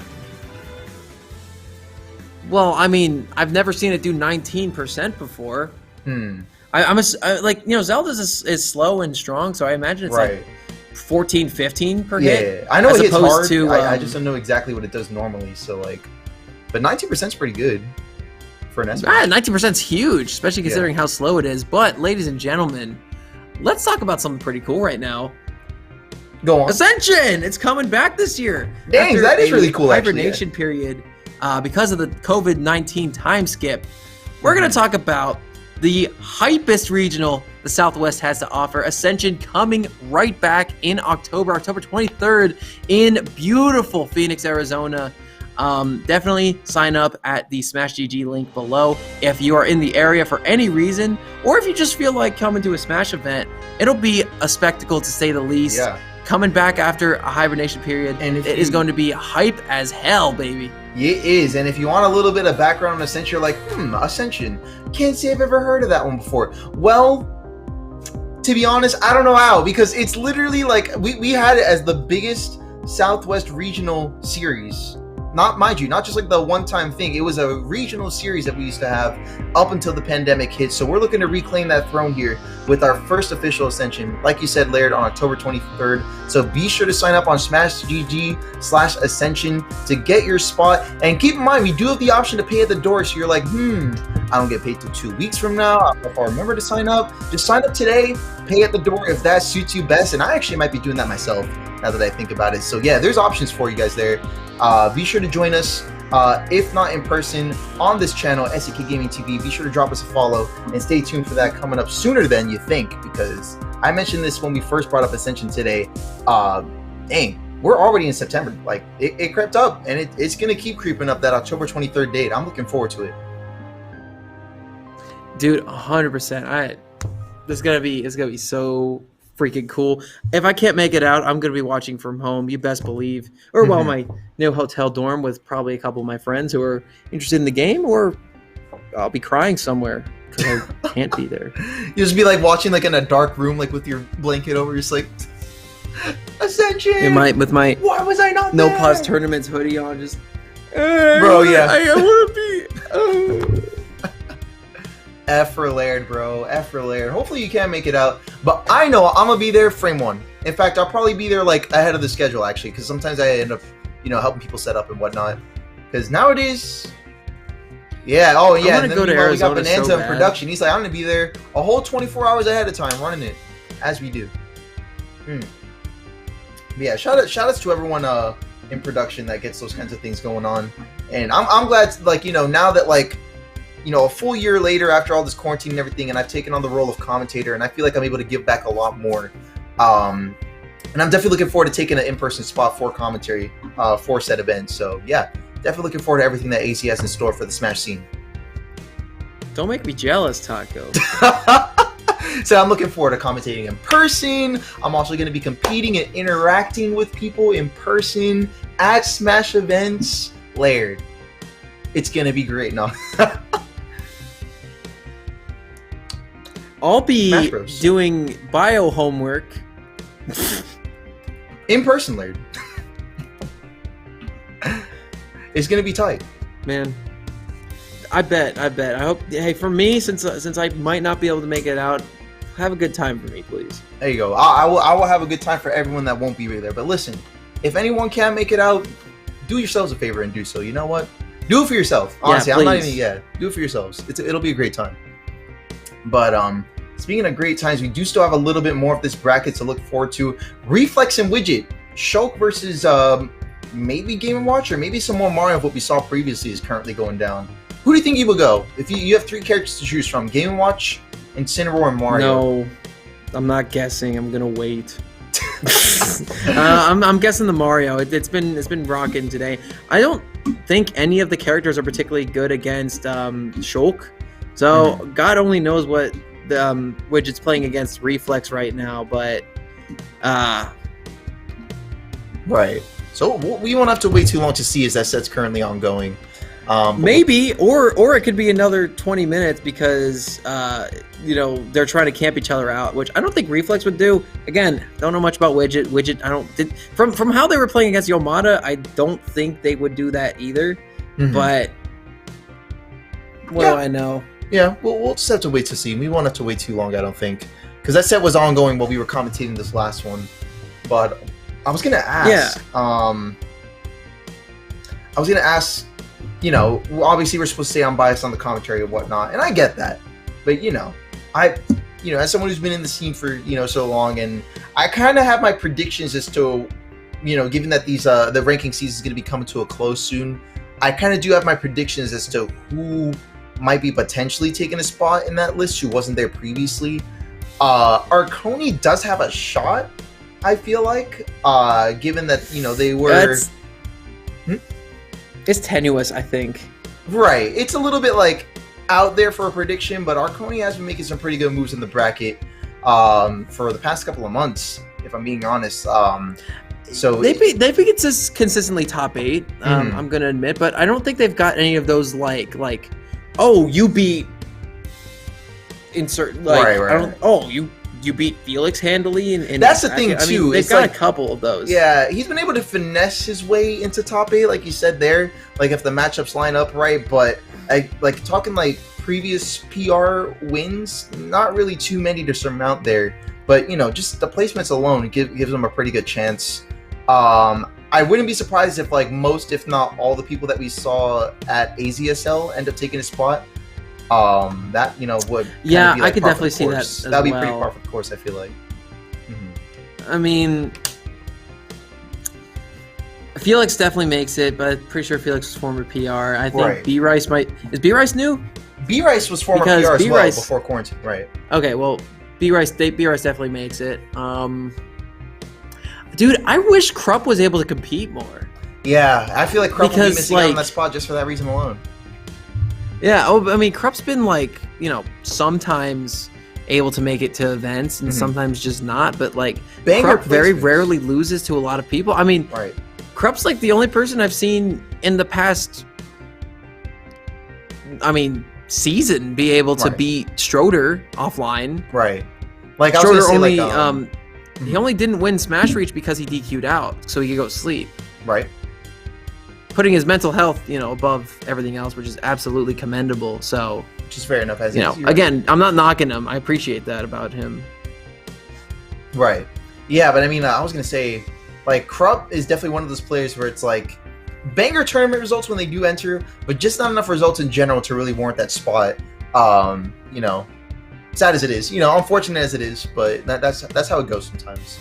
I would say the same honestly goes for Widget too, who we just saw in the Mario pick earlier. Widget, like I mentioned, was previously on the PR. In Smash 4, kind of fell off a little bit in Ultimate just because, you know, like just taking care of other things in life and what have you. Recently making a little bit of a resurgence, and I'm hoping that continues to be a ongoing trend because I'm actually a pretty big fan of Skylar's. Really great plays from what I've seen of him ever since I first started on the Smash community. Just definitely been a player to keep an eye on for sure. I would say like Skylar, Schroeder, Felix, and Coco, who you may or may not have seen too often as of late, were definitely like four of a good number of players that really opened me up to like, wow, this game really does get competitive, and I kind of fucks with it. You know what I mean? Yeah, that was really like what opened me up to that like competitive aspect of the game, really, other than just like starting to show up to tournaments. Right. I don't really have much to add because again, like I'm very caught up in Gilbert, but across the entire state, there's very few other players I like know are kicking booty. Which is fair enough, you know. Is Smash Reach going to be up for a debate in the PR season? I believe those results do count. So yes, that tells me you're right. I was just curious, but hey, we are here, ladies and gentlemen. This is Arconi versus Widget. Widget triumphing over Reflex. With, I can only assume, the Game & Watch, but it will be Aegis versus Game & Watch, and we've seen this once before. Yeah, we have seen this before. This is a hard matchup, bro. It's not an easy one, that's correct. So we're going to have to see how Widget handles this matchup going into loser semifinals against Arconi. Already, we're seeing a little bit of juggles going on, but at the last second, Widget's able to air dodge and land a good double nair into all kinds of aerials. You know how Game & Watch does it. We got two nairs and an up air into another nair, and yeah, that's kind of just how Game & Watch gets that percent up there. So great job on Widget for playing par for the course at the moment and keeping things even against Arconi's strong neutral that we've been seeing time and time again tonight on this Pirate pick. Yeah, I'm very curious to see how Widget's Game & Watch does as opposed to Yomadafu's, because right now it's looking like they're really making good on being against Mythra or being against Pyra and being able to get those aerial punishes on them. But I think there's a little bit more aggression here coming out from Widget, and that could be very detrimental considering Pyra could just throw out a massive hitbox in front of her face and keep herself safe. That's right. Or you could jump into an up smash and you know, and tie that game right back up. What was it? Was that Rex's helmet? Which is helmet? The the salvage's code with the up smash from Game & Watch there. There you go, getting in strong with that up smash. You called it, and yeah, the little one tap with the hammer. Oh, dude, you hate to see it. Getting the one tap, but fortunately, we got Arconi not getting sussed out of that second stock. It's still holding on at 80%. Good block on the up smash though, coming out from Widget, and trying to go in for a follow-up, but only to meet with a strong aerial coming out from Arconi to bring Arconi into the lead. We might be seeing a switch to Pyra or Mythra. No, not gonna be able to do it. That's not gonna help at all. Yeah. And see, this is the difference between Widget and Yomadafu. Yomadafu was unwilling to go for those edge guards. They instead wanted to go for lead traps with those down smashes. But meanwhile, Widget went deep for that backer because they know that if they hit Arconi once, Arconi just can't make it back from that. Right, so that's a good call out on their part from being able to make that distinguish decision making there in that sense. So here we go. We got ourselves a last stock situation, but things do definitely seem to be shaping up for Widget, despite having fallen off in the neutral at a couple of points. Widget is pushing through strong. Good double tap on that up B, and a backer So going good. in deep against the Mythra switch. No options left for Arconi in that first game. Good job on. Let's see that one more time. Yeah, look at this right here. B reversed the up B and so that it would launch Arconi off stage further instead of launching him back on stage. That's right. Really good call out. Super smart play. Yeah. Actually, it wasn't a B reverse. They just positioned themselves well. But the point stands. That was still awesome. Yeah, that was really tight. Hell yeah. That's what I'm saying, Doug. So we're going to game 2. Same stage. Dude, I definitely want to see more Mythra coming out from Arconi. I understand Pyra's got a longer sword, you know, a lot more damage, all that explosiveness. But the thing is, I think Mythra can really rack up that percent a lot easier and get out of these juggles a lot better. Because the difference, I also love those judges. The difference between Widget and Arconi, or Widget and Yomadafu, is that Widget is really good at hitting these juggles and these edge guards, which are very strong against Pyra specifically. Right, that's definitely worth noting here. So yeah, that's actually a good point that you bring up. So we're gonna have to see if that's taken into account. As so far we are still even on the stock count for the most part, but it seems like there's quite a bit of a margin that Widget's doing a good job at gradually building up. We're seeing that compared to the end of that first game, things are seeming to be a little bit more spaced out a little bit. Like, you know, not too much rushing going on from either side. You know, you got like Arconi just then playing the part. Trying to do a little bit of edge guarding, but not necessarily rushing off stage to do so. Playing it safe, getting a side B against Widget, being such a light character with Game & Watch is going to be losing that first stock. At 136 though, we don't have Widget too far away from tying up the stock count once again. Right. Again, all it takes is one back throw into a good edge guard or like a down smash into something. But the thing is, Arconi having Pyra out really negates any of the ground game potential that comes out from Widget. That's definitely worth pointing out here. Good job landing that forward tilt to tie up that stock count like you mentioned. Oh yeah, F tilt, right. Yep, 100%. And you know, that F tilt is deceptively really powerful. Same with that down tilt. And I guess the down smash as well in the sour spot. I mean, such a brutal angle it sends at, so strong, sends real far. And again, Game & Watch really doesn't need a good ground game considering how good his air game is. But hey, every little bit helps, I guess. It does, yeah, it definitely does. Yep. Juggle. Oh yeah, went for the 7. I respect it. I respect how often Widget's going for these. Yes, these judges gets the 9, kills super early at such a low percent, and gives Widget the lead back. That's right. Asking you shall receive, chat. Yeah, and there we go. Awesome comeback though from Arconi with that one tap up tilt to tie up the stock count once again. So we're not too far off from Arconi potentially bringing it. Oh well, I guess like pulling out in front and taking the second game. Yes, but again, Arconi fighting back strong, has the lead yet again. But oh yeah, and air dodging out of that nair to prevent a juggle situation from coming out. I think if Widget, you know, catches the air dodge and is able to get like an amazing frame trap with like an up smash or something, maybe, you know, get a ton of damage off of those up airs. I mean, that could be insanely big going forward. I think a little bit of patience in the combo game would definitely go a long way for Widget, but there it is, the down air up smash with that rage. It will be aiding that percent as well. He was at 58 when he got hit by that and he died. Yeah, that was really tight. Yeah. Yeah, tighter than he's probably feeling right now. Like, I'd be a little tight if I got hit by that at 58. Like, oh, I'm doing everything right. I'm winning. I could go through it. Yes. Oh, man, but Pyra said, down air, and you die. So what if I down aired and won the game? How would you feel? Exactly. Maybe I don't know, hit you with the down air, and then hit you with the up smash, you whippersnapper. We do a little bit of cheesing in here. We do a little bit of cheesing. That's how it's always been since the Brawl days. Yeah, we've been running that for a while now, but here goes. Our next round is coming up against Arconi and Smashville. So what now? Smashville. That's a pod champ. Yeah, Smashville. That's right. Is this? I like Smashville. Not the first time we've seen this though, right? Am I wrong? Oh my gosh! Okay, definitely the first time we've seen a stock go that quick tonight. First time we've seen it with a Game & Watch on it. But yeah, that's a beautifully strong downer. Killed it like 30. This character's stupid. Character kind of nutty, man. Check it out. Interesting clank though. Then again, I'm happy. I love Xenoblade 2. I'm glad we have a rep. But my God, this character is insane.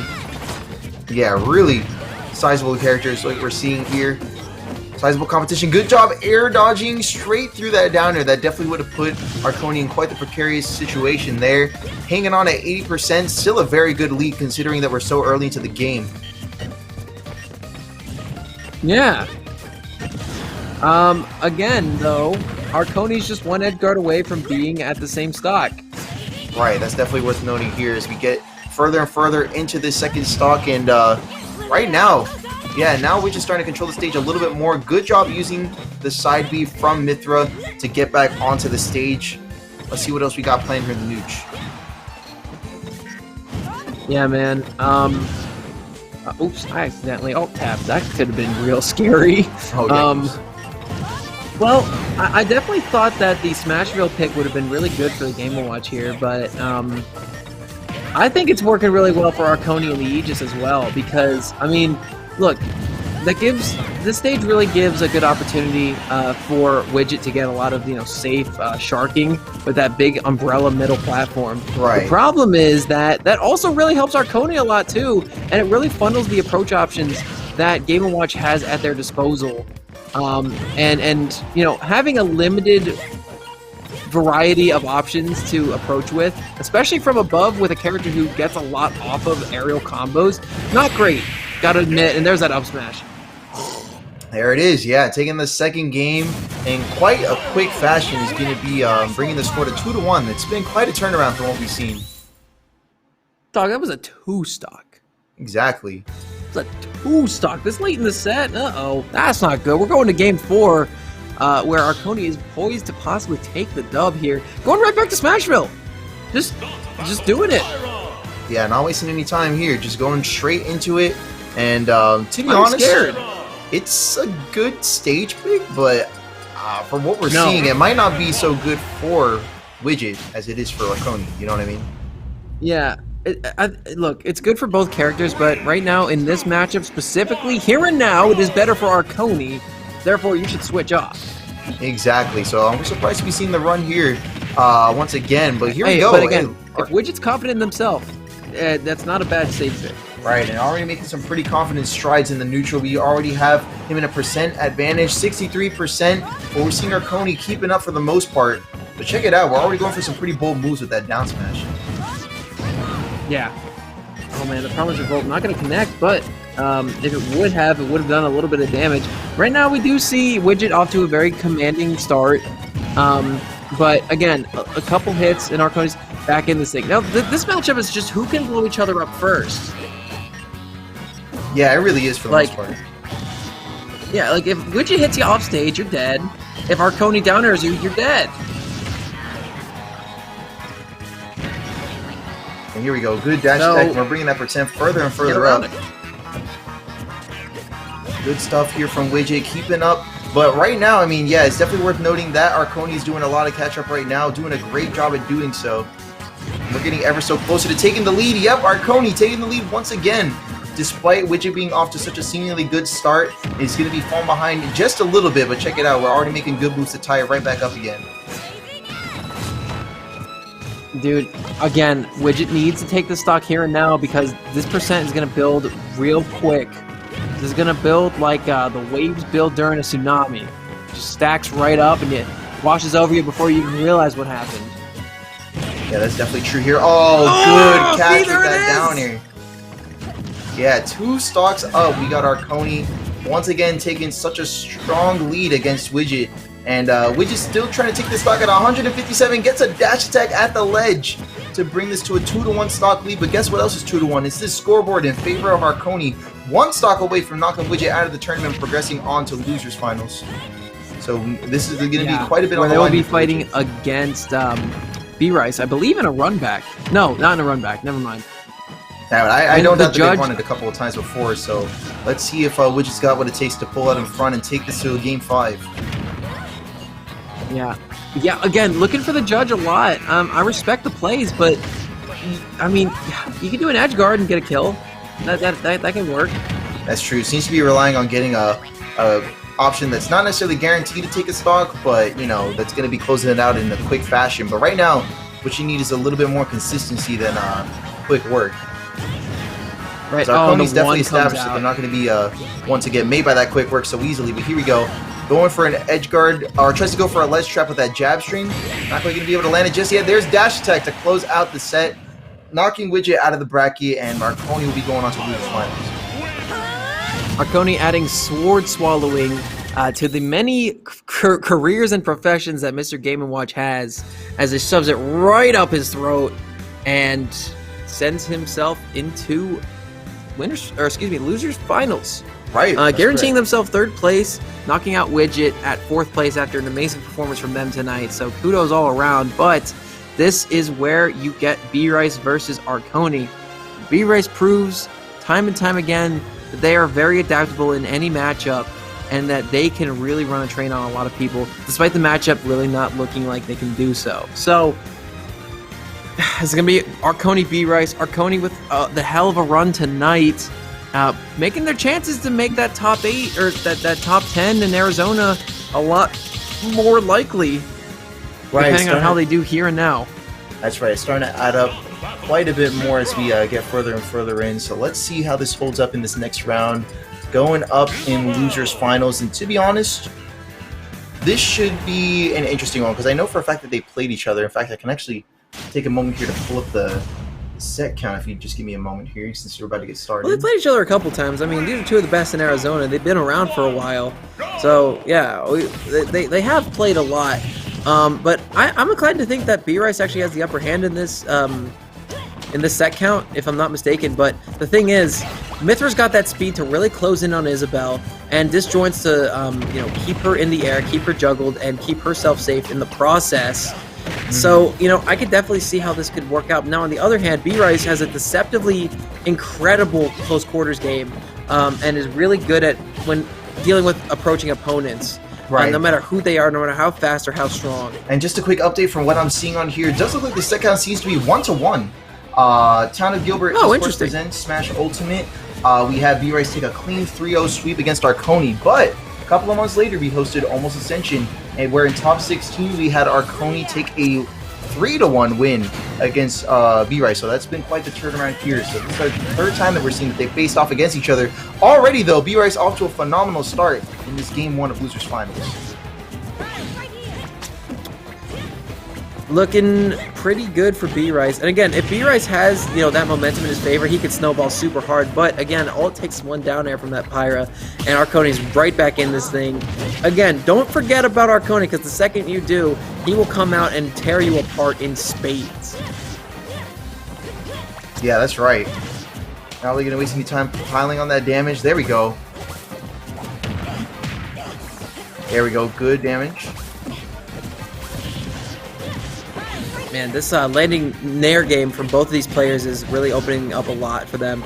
I mean, the Mythra could really do it because, again, shielding on the ground is something people just refuse to do against Mythra for some reason, except at Summit if your name is MKLeo or Tweak. Right. And that's like a really good option for dealing with them. Now, on the other hand, people do know to shield Isabelle Nair, but whenever either of them connect, they really lead into a lot of big strings.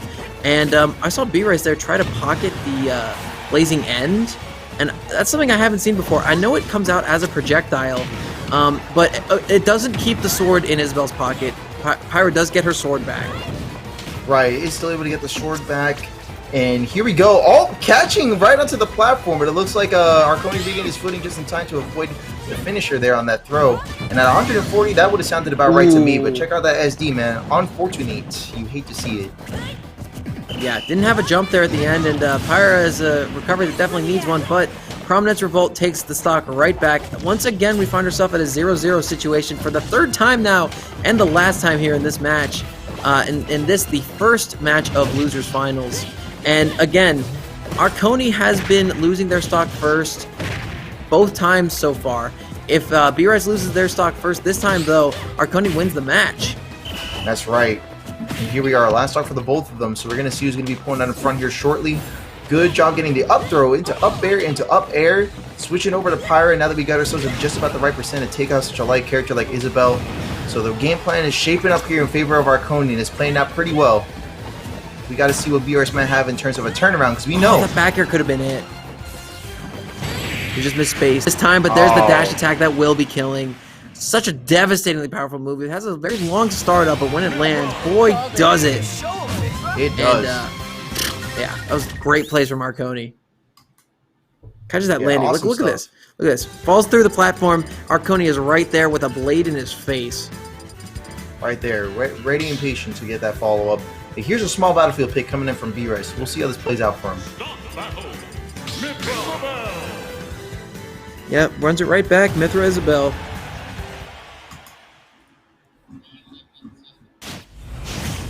Can I hypothesize what the bands probably were? Good question. Counterpoint. I'm imagining Arconi was there to ban FD, considering we didn't go there. I'm thinking FD Kalos might have been the bans, because we know B-Rice definitely likes those stages with the open middles, and since they didn't have either one of those stages, they opted for a small battlefield, which has a kind of open middle in that platform setup, obviously not wanting to run it back to PS2. Due to the fact that they just lost there. Oh, I see. That was very stimulating. Thank you for making me do that. Yeah, no problem.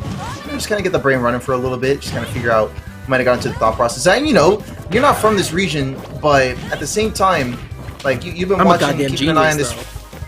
Yeah, you're true. You know the game, and you've been keeping an eye on these players long enough and the characters that they play long enough to where you can kind of make pretty accurate predictions. That, I mean, having heard it, I am inclined to agree.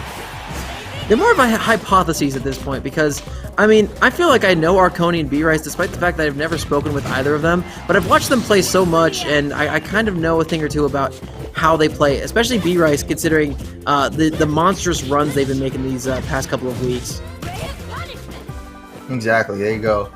But here we go, we got B-Rice traveling straight under the stage to get a little bit of a mix-up there, but Arconi on the Mithra pick seems to be well aware of that and is keeping Mithra active for, like, you know, that high-speed coverage from one side of the stage to the other. Yes. But yeah, the Pyre comes back out to catch these landings because of the falling up air potential that does so much damage. And that was a clutch switch there to avoid that one last slingshot that would have probably resulted in the stock being taken. Yeah, that very well could have been the case, but so far so good as Arconi's retaining this first level up. Okay, never mind. Alright. Sorry, B-Rice, didn't mean to bring that up there. Apparently it was a sensitive topic there. He's like, no third stock, it's out of here. I'm like, no, okay. It's not happening, don't worry about it. Taco, I got you. I'm sorry. Exactly. Okay, here we are, good forward throw from Arconi, regaining some more stage control. Hey, Taco, is it just me or is B-Rice not playing up to his usual caliber right now? I mean, given that they have a 1-on-1 set count, it could be very possible that this character pick is a bit of a struggle, potentially. Yeah, I think it is the character pick, honestly, because whenever B-Rice tries to approach, it always seems like they get snuffed out at any given moment because of these disjoints. Mm-hmm. So we're going to see...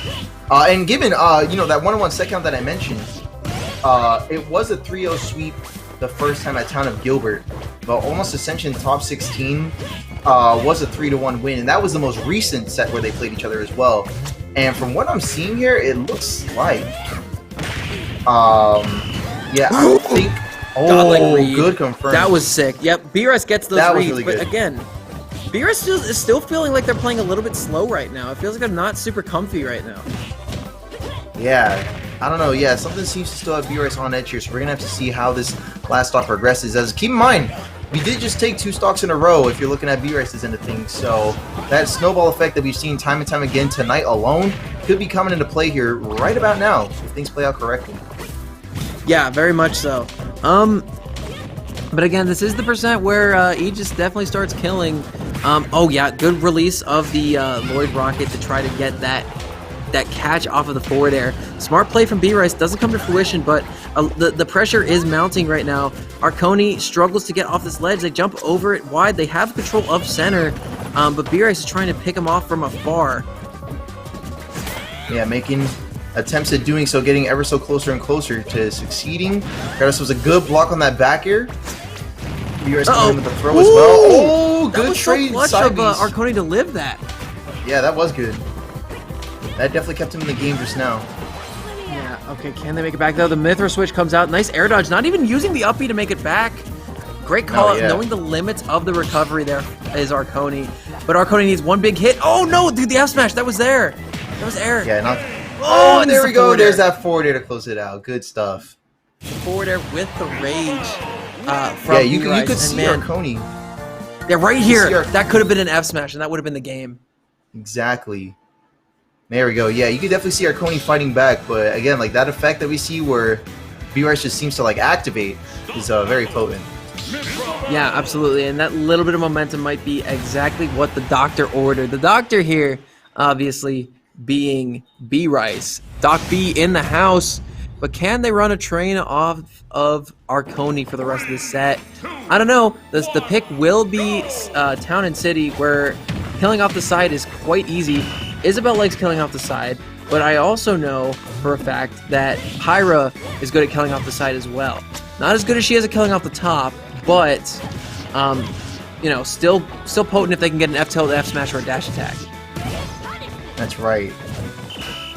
And here we go. Good job already from Arconi for getting some good neutral in there, putting B-Rice off stage, and also meeting him right with that forward tilt, and the Pyra switch is going to be very potent as well. You see B-Rice trying to keep out, trying to get back onto the stage, but that forward air is going to be catching very efficiently that first stock at only 48%, and we're looking pretty primed for a good lead already as Arconi pulls out in front with 3 stocks, 48%, and already doing some good job piling up percent of the second one on B-Rice's end. Having a wide open stage like this is so potent for a character like Mythra, who can just run all over the damn place. That's definitely worth mentioning here as we are still in the thick of it here. This Mythra switch is still doing good damage on this early percent. Switching over to Pyra to try and get some bigger hits in, because now it looks like B-Rice is looking pretty primed to put Arconi in quite the tricky spot here as the neutral continues to play out. Oh, and something worth noting now is side B actually breaks the Lloyd if it lands on top of it. That's right, which is honestly kind of impressive, I'm being honest, to be able to point that out, point that out in the middle of the neutral and land it. Yeah, well, I mean, the sword does hit pretty low, so I respect it. But again, that is an option that can be super useful going forward. And again, that little bit of extra utility in a matchup like this is super important, especially considering how many options Isabel has for crazy janks sometimes. Right. Oh, yep, and there was the plant. It came out from B-Rice, but Arconi apparently didn't see it. And Arconi just tried to run right over the stage, fell directly into the trap that B-Rice set. And, that little go under the stage was super smart from them. But B-Rice still in the thick of it, having a ton of damage on them. But, this offense is starting to, crank up to the level that Arconi is laying out for him. That's right, and there we go. Good hit once again from Arconi to be able to take this next stock and put B-Rice in a bit of a tricky situation. Because now we have a 1-stock lead at 85%, and you can see already that 1-stock lead is starting to pile on this percent more and more with this Mythra pick at low percent. Right, dude. Oh, yeah, but there's... interrupting it with the Photon Edge, or excuse me, the... whatever Mythra's is called. Whatever her up B's called. Or like Ray of Punishment if it's like that one single hit. Yeah, Ray of Punishment, thank you. There you go. Oh yeah, because it was a single hit. That's Ray of Punishment. There you go. Yeah, but, there we go. Down nice tilt stuff. up air will not kill. I think right now Arconi's just trying to keep B-Rice off stage in the corner, because this is where Pyra can really kill super early. Prominence Revolt's not going to come out, but the F Smash will be coming out from B-Rice, and this could be the position they need to be in. If they get one good offstage interaction, this could be the entire stock for Arconi, because Isabel's very good at going off for these edge guards, as we have well established in the previous set versus Yuri from B-Rice tonight. That's right, and here we go, almost getting the side B. I almost said it as though it landed, but it was very close to landing. Good job on Arconi going to the evasive side of things. Excellent Nair as well. That Nair is very strong. And against such a light character, that's the right move to be. Oh no! And it got pocketed. I have no idea how it works. That's super strong when it comes back out too. Yeah. I have no idea how it works to where, Arconi just grows another Aegis, I guess. I don't know. Yeah, well, it's just a second projectile at this point for B-Rice, but it will do probably upwards of 40 or 50%. B-Rice goes super deep, trying to bait something out.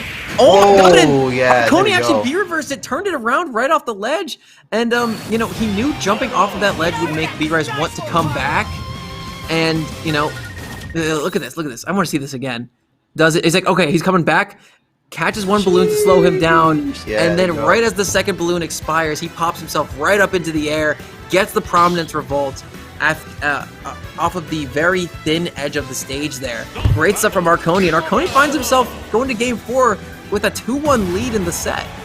That's right, 2-1 lead, which is really important to point out there, because, again, this is going to be essentially a tiebreaker for the set count against these two players. So it's going to be really interesting to see how this plays out for the rest of the set. 100%, and they're gonna run it right back. B-Rice obviously feeling comfortable enough on this stage to go right back to it. Oh my god! Okay, so here's how Mythra Foresight works. You take half the damage of the move that you Foresight in order to, you know, go through it and put yourself in advantage. Up Smash actually has 2 hitboxes on it, a weaker one and a stronger one when the sign actually comes out. So instead of getting hit by the first one and Foresight through the second one, Arconi actually Foresighted through the first hitbox and it only took like 1% off of that and was able to get a good punish. But immediately after that, during my explanation, B-Rice just made that stock disappear. Yeah, which is really strong start here for B-Rice. Even going off Oh my stage, God. stopping at the jump and taking 2 stocks in a row. We got B-Rice stepping the heck up to take this game to a game 5. Looking poised to do so at the very least. Let's see what Arconi's got as a response to that. From a really cool start from Arconi, you know, getting a Foresight right from the rip, B-Rice, the Maestro himself, turned the tempo right up into his favor, and we are going at a master pace right now. That's right. We are going for like a speedrun PB right now. We're going for a world record right now. Getting at 2 Yeah, stocks dude. in record time. This is the Arconi % speed run. Yeah, it's the Arconi % losers finals bracket run. There you go. Yeah. A minute 30 into this match, and Arconi's already nearing last hit situation. And you saw that. You saw how early the second stock went out. So this is an any % run. You can tell. Oh, 100%. Any %. They said, all right, we don't need to go 100%. I can get you at 30. This is Check it out. true ending Ooh, down %. smash. Going to 130% with all the extra hidden story stuff, all the side Exactly. questing that B-Rice did, including ending the game with a 3-stock. 3 stocks. Yeah, that's a true ending to me, man. Good stuff. Definitely. That's Doom Eternal Deathless %. There you go. And game 3, it looks like the stage of choice for Arconi is going to be none other than Battlefield. Battlefield. This is a stage that Isabel does not like very much, especially in this matchup. But he just loves this stage because it's a kind of a small stage and it's very cramped. Those platforms are so close together, and that top one really closes up that middle super hard. B-Rice is a player who really likes those open centers. Now he doesn't have access to that. Meanwhile, Arconi has extensions up the wazoo here that they can really be using to catch B-Rice in the air, whether it be these up airs, these nairs, these back airs from Mythra, or those falling up airs that Arconi's been really utilizing from Pyra. It could be a very good counter pick for Arconi, but then again, if they're off stage a single time, B-Rice can absolutely capitalize on it.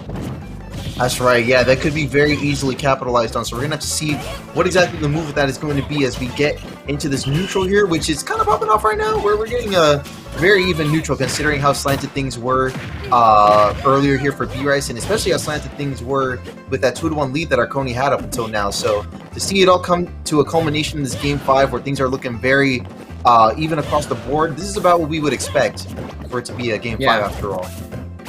Now, something worth noting is that compared to where the stage sits, there is a very high ceiling in the sky, which I believe the side B from Isabel might reach pretty easy, especially if they're on a platform. But it's those horizontal blast zones demonstrated right there by that F smash that is going to be super important to look out for. That's right, and yeah, it's going to be really important to avoid that if at all possible. Good job with that drag down nair. Tries to get a bit of an aerial string to follow up with to bring that lead even further. But right now, it's B-Rice has got a little bit of work to make up for. Is still falling behind in this third game with this 1-stock lead that Arconi has. Yeah, and Arconi's playing so conservatively right now as well. They're getting their hits when they can, then they're disengaging. Getting their hits when they can, disengaging. If they're in disadvantage, they make it back in a safe way without being too aggressive. And then they just, get back to work. Our B-Rice is already at 70% on their second stock, while Arconi is holding on to their first, simply because they're playing so safe and just avoiding all the shenanigans that B-Rice can throw out. This could be a very good match if it goes into Arconi's favor, and it looks like it might. That's right. Oh my god! And there's the Oh, good job cancellation blocking that hit. with that side B beating out the fishing pole. There we go. Good job. Oh, yeah, good finisher there from B-Rice, tying up the stock count. But look at that percent deficit, though. There's still quite a bit to make up for. Yeah.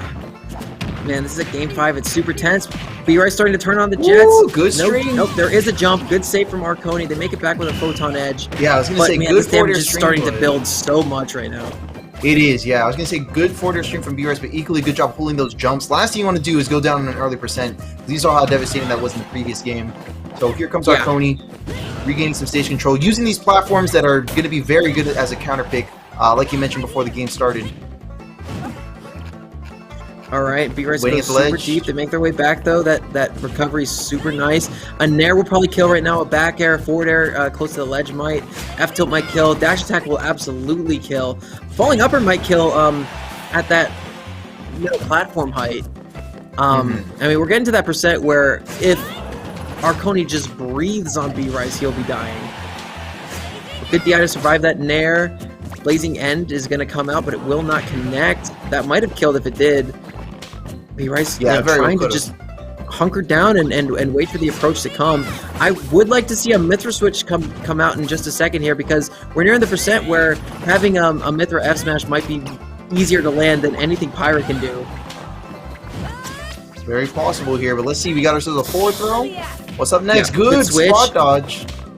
Oh yeah, Oh, sorry, and then air Nair's dodge, going to send back that on stage, switch. and there's the up smash to finally get that kill. But Arconi is very bloodied on that last stock. They need to just maintain this lead they have before B-Rice gets a advantage. If B-Rice can even this thing up here, I think it might go to him. And there it is. Oh, there we go. Nice stuff. Gonna be a little bit patient. Just got ourselves composed here as we are tied on the set count, or tied on the set count, tied on the score count right now, and tied on the stock. So this is about as even as it can get. This is going to be one heck of a determining last stock here. Because again, don't forget, in case you guys are just tuning in, both of these two players do have an even set count on each other, 1-to-1. So this is going to be the tiebreaker to see who's going to be up on each other in that count. And as you can see right now, neither one of these guys wants to overextend. They don't want to give their opponent an opening, but unfortunately, Arconi did, having his back to his opponent with the shield up, but a nice grab comes out. But unfortunately for Arconi, or for B-Rice rather, B-Rice got a lot of damage on the board, but Arconi actually got more off of a even more menial interaction than a grab. That's right. B-Rice gets up attack, it goes unpunished. They have center control right now. Arconi doesn't seem like they want to find their way back down to the ground. Instead, they're going to up tilt and catch B-Rice out in the air, trying to jump on top of them. But again, they're still hanging out on the top middle platform. They're not trying to get the ground. And B-Rice is doing a good job of evading every option that Arconi's throwing out right now. Yeah, good job doing so as well. And here it is, getting down into the higher percents. Got ourselves a good down throw into a Nair follow-up as well. B-Rice is definitely shaping up, but here comes Arconi with that foresight. To be able to regain a little bit of control of the situation and the stage. Foresight's such a good option. It gets you out of disadvantage. It puts your opponent in disadvantage and allows you to get a free punish generally more often than not. This is an even game. That clock is winding down, but it might be a non-factor. One of these guys will be dying soon. It's just a matter of who and how. Exactly. And at the 100% ranges, it might not be too long before we find out here. Switching over to Pyra, we're definitely going to be piling on some percentage here now. Good forward air from B-Rice to avoid that percentage though. Oh no. Oh, whiffs that back air and gets another one shielded. Arconi is off stage right now. That fishing pole is waiting, but Oh, yeah. Arconi fell too close to the sun. And man, after an amazing set, an incredible showing here from Arconi, possibly putting himself on the map with this monumental win here, they fall just short. And the way you gotta look at that is you were one mistake away from winning. That was an almost perfect set from both players. But unfortunately for Arconi, it falls 3-2 to B-Rice. Yeah, let's have a little bit of a look at that set because that was quite a lot to break down here, given that these two played so excellently against each other. Here comes B-Rice, taking 2 stocks in a row. And yeah, that one that you just saw was not a complete SD. We did see a little bit of stuff out on the off-stage options, and there's that down smash to close it out. 3 stocks in a row for B-Rice in that Game 4 to bring it to Game 5. And here's a little recap from Game 5, this last stock that we just saw. Yeah, good job covering the options. I feel like Arconi would have recovered a lot sooner had that fishing rod not been there to pressure. No, I mean it's great conditioning. If that connected, it probably very well could have been a stock. But hey, you win some, you lose some. Arconi played that just about as well as they could have, but they got outclassed right at the very end there because the pressure mounted, and you know, pressure can make diamonds, or you can crack under it. And hey, the crack was in Arconi's court, but hey, next time, that Aegis has absolutely impressed me tonight, and I can definitely expect to see them come back harder, especially in the next PR season, to go out on top. But right now, chat, both of those players were pretty cracked. So you know what? Shout out to that excellent play. yeah. But right now, this is going to be grand finals here. Stroder is not here tonight, so we are going to be crowning a new champion for Pure Smash. Felix is in a good position coming in from winner's side, but B-Rice, coming from loser's bracket with a head full of steam, is looking to not make this very easy. And now we saw earlier how the Lucario went in the set. B-Rice actually seemed to have the number after that first initial match of the Lucario, but then the Fox Switch came out and B-Rice had not a single answer. So if that's how this set goes, it could very well be in Felix's favor, but I have a feeling B-Rice does not want to fall so lightly. Yeah, something tells me the same thing too. I'm inclined to agree, but check out that shield pressure with that forward smash, and still Felix is going to be piling on just the right amount of our... I almost said Arsene. Wow. Holy... like, what? Just the right amount of ore to land in Nair off stage and take the first stock of the final set for tonight in Grand Finals. Felix is looking pretty prime on this Lucario pick, just like we saw previously, because this is going to be, like you mentioned already, a run back between this matchup in particular. Oh yeah. Oh, and there's the pocketed Aura Sphere. I think Felix having that first stock is super crucial here. Oh no, but the counter got red, but again, great DI from Felix to live that, and we are nearing max rage. Oh my god, he died at 30%! Oh, yeah, there we go. No! 2 stocks in a row, so if B-Rice is going to apply that snowball effect that we've seen time and time again, it's going to have to happen right now, or this first game is forfeit. Yeah, dude. I mean, Felix is playing so amazingly right now. B-Rice is doing great, but all that gas, I think, has seemingly run out here in this first match. They need to turn on the Jets here very soon, or they're going to be falling to an 0-1 deficit. That's right.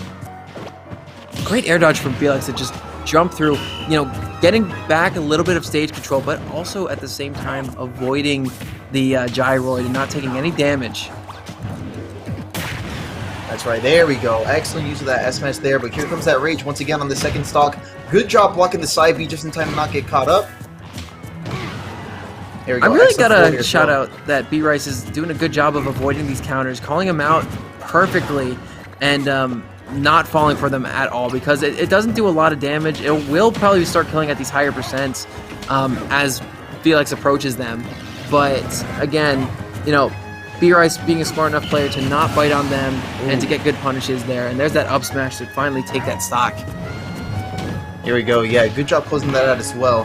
Got ourselves that down tilt into Roar back here. That was such a good stream that we saw earlier. It's going to pile on for some good percent, but not going to take the stock just yet at 77% and with very low aura.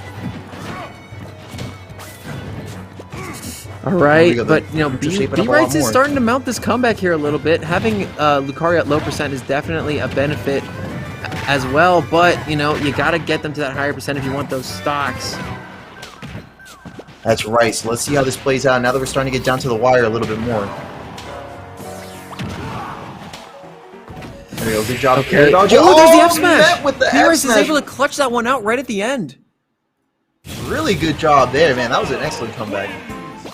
Oh, 1,000,000%. I can agree with you there, mate. Yeah, especially accounting for all the aura and everything that I can assure you Felix was trying to put into practice on that last stock. Yeah, you guys did a great job of getting good control on the situation once again. We're getting the Battlefield pick, albeit Genova! Yeah, we're getting the Battlefield pick, albeit the Midgar stage.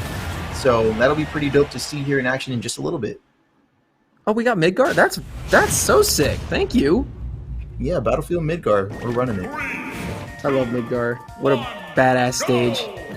Mm-hmm. Also, this song, badass song.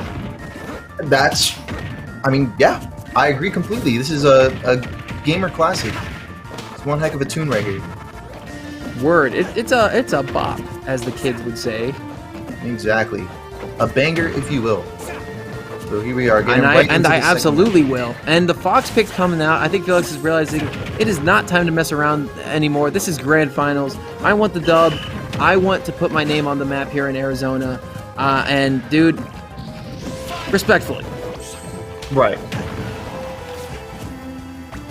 Getting right into it. Once again, we got ourselves an excellent up smash out of that Nair option. Not even a parry, honestly. Just like a well-timed up smash to punish that, given how fast that move is. So good call there on Felix. We're taking the first stock here, 68%. Pretty healthy start. But here comes B-Rice, punishing a roll with an F smash.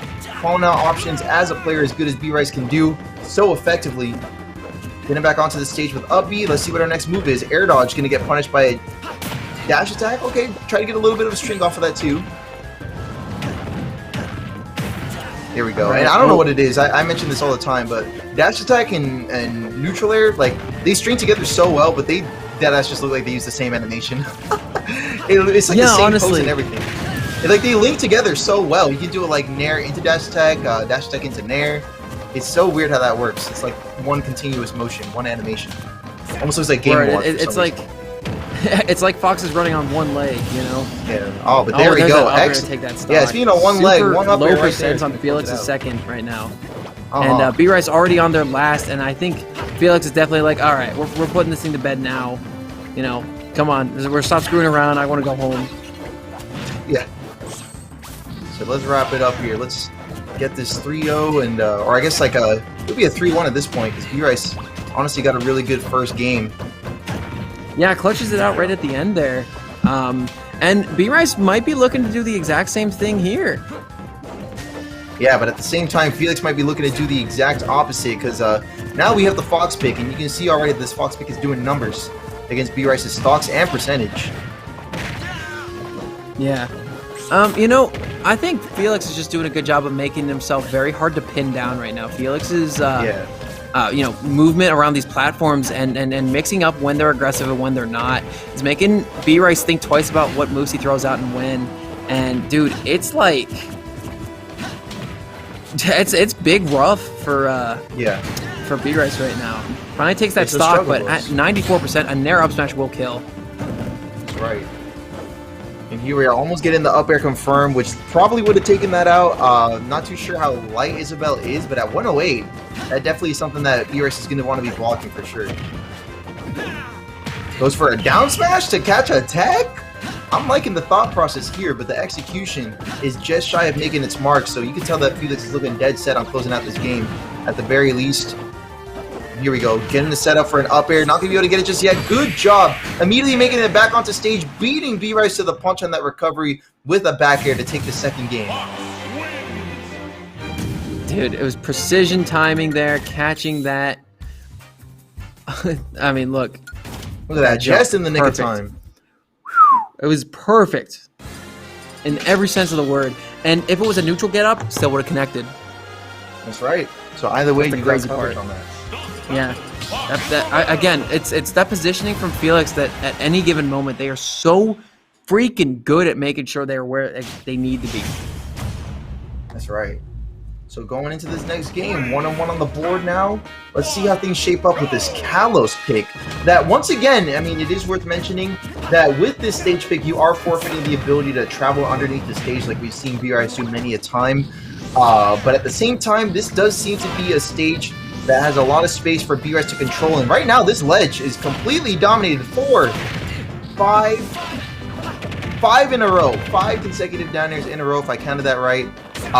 But yeah, like we mentioned, we're forfeiting the ability to travel onto the stage, but at the same time, this is a stage that we've seen B-Rice very capable at controlling, despite losing the mobility that was originally available to him. So let's see, forward throw, putting Felix off the stage, down air into what's next, B-Rice, because right now, this seems to be B-Rice's game, so I'm kind of asking B-Rice right now, what's up next there, buddy? You know, I do think this, again, you know, forfeiting that ability to go into the stage is really not much of a factor when having an open middle is so important for B-Rice's game plan. Putting down that gyroid is so good for just fast characters who like to use grounded approaches. Like, let me think. Oh, yeah, Fox. Right, good example. Especially whenever your name is B-Rice and you can hit amazingly complex combos out of that gyroid. And you know, Fox is a guy who likes to run all over the damn place, so having an open middle might benefit him as well. But again, being able to put down that gyroid makes it almost a non-factor. Oh, but I like these strings that It are cuts coming the out legs from off Felix. of the Fox. Sorry, go ahead. It does. You're right. But like you're talking about cutting off legs, but right now I'm seeing these legs doing work. You see these strings? This is very nice. I'm seeing like raw back ears and what have you. Let's see what else we Felix got. happened. Yeah, Or Felix excuse is me, just B-Rice kind of happened. happening right now. Oh yeah, B-Rice. Kind of just stopping that neutral and stuffing out that stock completely. With a raw F smash, no build up, no nothing, no combos, just F smash. And that's all B-Rice needs to pull that in front once again with a one stock lead, 62%. So they're still looking good on this stock. There you go, dash tech into up air, into patience, which is honestly pretty good to not get stuffed out by an aerial. And good job spot dodging that up smash because it seems like B-Rice is letting out all the stocks with these smash attacks. And so far they have been landing pretty well. So good job for calling that out. And now we got Felix trying to go for an edge guard with that neutral air. Yeah. Ooh, an up smash to call out the drop shield from Felix. But, you know, I'm inclined to agree with you now, Taco. This is looking more or less like B-Rice's game. Right, and I think it's more so due to the fact that from the start we got a stage that definitely seemed to be B-Rice's stage. A lot of control through and through, despite a couple of mishaps where Felix managed to get a couple of great strings. Look at this up smash once again. These smash attacks are just hitting their mark. Once again, another F smash. Yeah, up smash, F smash. It all seems to be coming together for B-Rice as the Kalos pick definitely seems to be to B-Rice's benefit, taking a 2-1 lead against Felix in this grand final set. Loser side, mind you, so we got a lot of momentum riding for B-Rice right now. Yep, if B-Rice wins one more set in the next 3 matches.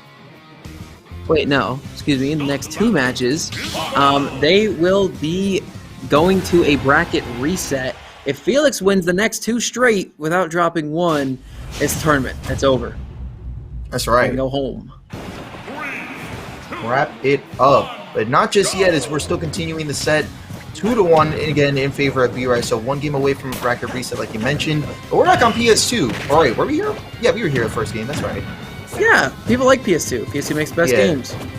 Against Lucario though, but now we have the Fox pick in store for this next game. So let's see how Felix is shaping up against these really considerable strings that B-Rice is getting straight out of the get-go.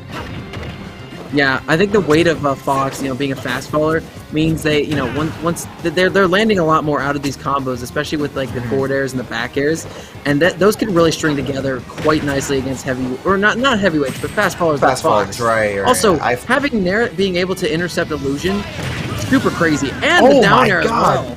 Yeah, I really like the delay with that air dodge, because like you mentioned, fast forward like Fox is going to be able to recover into an up B really quickly. So good job on Felix making that utility, but equally good job on B-Rice for calling it out the first time. Not even waiting for it to become a habit, just called it out for once and for all and closed out that first stock. But look at that. Speaking of closing out stocks, we got ourselves a tied 2-stock situation. And like you said, the character's going to get comboed quite a bit, being that Fox is a fast faller. But at the same time, you've seen before, and I'm sure you know just, you know, at face value, this character got hella strings to look forward to, and Felix is definitely going to be one type of player to be able to pull them off. So let's see what Felix has got to try and pull it in front in this tied stock count. Already going for a forward air, gets a Nair off stage, gets the I don't up know B charge specifically against those what it blues is too. just yet, but it feels like something in this match has just started clicking for Felix, and they got a really good, nice, low percent string that ended up doing a lot of damage off of the extensions that Felix was able to get. And Felix is now sizing up for the kill. There it is, up throw upper, the chillin' dude. It still works in Ultimate, baby. Just not as Yeah, well. it still works. And now we have our 1-stock advantage taken for Felix. We didn't have this in the previous game, I don't think. So that means that there's a little bit more momentum riding on Felix now, as we are 1 stock away from a Game 5 situation, and that means 1 stock away from the last game of tonight, potentially. Yep, we're looking there. Felix sizing up for these kill, and there is a little bit of rage on the Fox, so I think an up smash will be killing at this percent no matter where it hits. Unless it's the sour spot, of course. Oh, yep, just right. barely Oh. whiffed because Isabel was And ducking after the That's what's grab important thrown too. out. Right, that's what's important too, is that we got to be a little bit more patient on those shields, because like you saw there, we avoided an F smash by holding onto that shield, but then we didn't avoid that, you know, that patience, and then due to that lack of patience, we got caught up with that up smash. So B-Rice is definitely one to just let those smash attacks rip if there's not enough patience happening on those shields. Yeah, oh my god, excellent placement of the Firefox. Trying to pop those balloons. Tries to go for it a second time, but not gonna land. And right now, B-Rice does not want to go to a game 5, but unfortunately they do. That last mounted bit of aggression was all desperation right at the end here. And Felix, like the predator they are, just hung back, let them swing themselves out, and was able to capitalize when it most presented itself. We're going to a game 5, ladies and gentlemen. That's absolutely correct. So let's get that game 5 going on. We're making our stage picks already, making our character switches as well. Or I think, at this point with the bracket reset, yeah, that's what it looks about to me. Sticking it on the character picks. Again, I do like that you mentioned like the trade-offs at play that at the same time kind of make this an even matchup. Given that Fox is going to get comboed a lot more easily by a character like Isabelle with the fast falling and what have you. At the same time, a character like Fox will be able to output damage just like you're seeing there with that jab string alone. 35% going into this game 5 on Small Battlefield for the stage pick. And how many times have we seen Small Battlefield today? I don't think we've seen it too many times. Yeah, and again, B-Rice, I think, picked the stage against, it was Arconi last set after all of their counter picks were already banned. So I'm willing to bet that the FD was banned by Felix, as well as the Kalos being banned due to MDSR. Right, I can only assume that it's something along those lines here, but there we go. Oh, Solid finisher on that stock. Great to take the smash. one stock lead. We got Felix making one hell of a start with only 50% to this first stock on their name. Yeah, 50 seconds in, too. Not a dirty kill by any means. That was a very solid stock. And right now, Felix wants to go home. Felix wants to hop in bed, look over at the mantelpiece and see the money they won tonight. They're holding out. They're trying to get that dub very quickly. Exactly. And important to note, B-Rice, too, meanwhile, is trying to hold fast. Right, and important to note, too, is that all the players tonight, especially the ones that have made top 8, are definitely looking to find every opportunity they can to get that last clocking in for that ranking towards the upcoming PR. So this is their last opportunity to make a big shot towards that. And yeah, for that reason alone, there's quite a bit riding on this game other than just money. Right. Oh, great reflector there to reflect the pot back into B-Rice's face. And B-Rice needs something dramatic here. They need to get this lead back. I mean, they need to take that first stock first. Let's focus. But there it is. I think that was... No, it was near up smash. I thought it was first hit a forward air into up smash for a second, but definitely wasn't. And now we see Felix in such a good position. Oh my god, illusion to dash attack? Yeah, what the heck? That was really tight, actually. Oh my god! 2 nairs in a row! Hit him with the 1-2. We hit There we go. nair twice to jab lock on the platform. What insanity, inhuman reactions. Inhumane. And here we go. Good up throw coming out from Felix. Try to go for an up smash, but Felix is going to be I don't know punishing with that who area. they were aiming for, but I it have didn't no clue. hit. Oh my god, but that but one there we will not kill almost us go. yet. Yeah, there we almost go. Oh, B-Rice good gets a retaliation, stock. though. That No was 3 nice. stock coming out, but again, B-Rice is at such a high percent on this last stock that, that's going Yeah. to do it. Back air from the jump off of the ledge from Felix will be sealing the deal on the last Pure Smash of the PR season. Pure Smash 15 concludes with a resounding back air, a JV3 coming out in favor of Felix for the dub. What a W to wrap it all up for this season of the PR. So that PR will be published, I can only imagine, in the next coming weeks.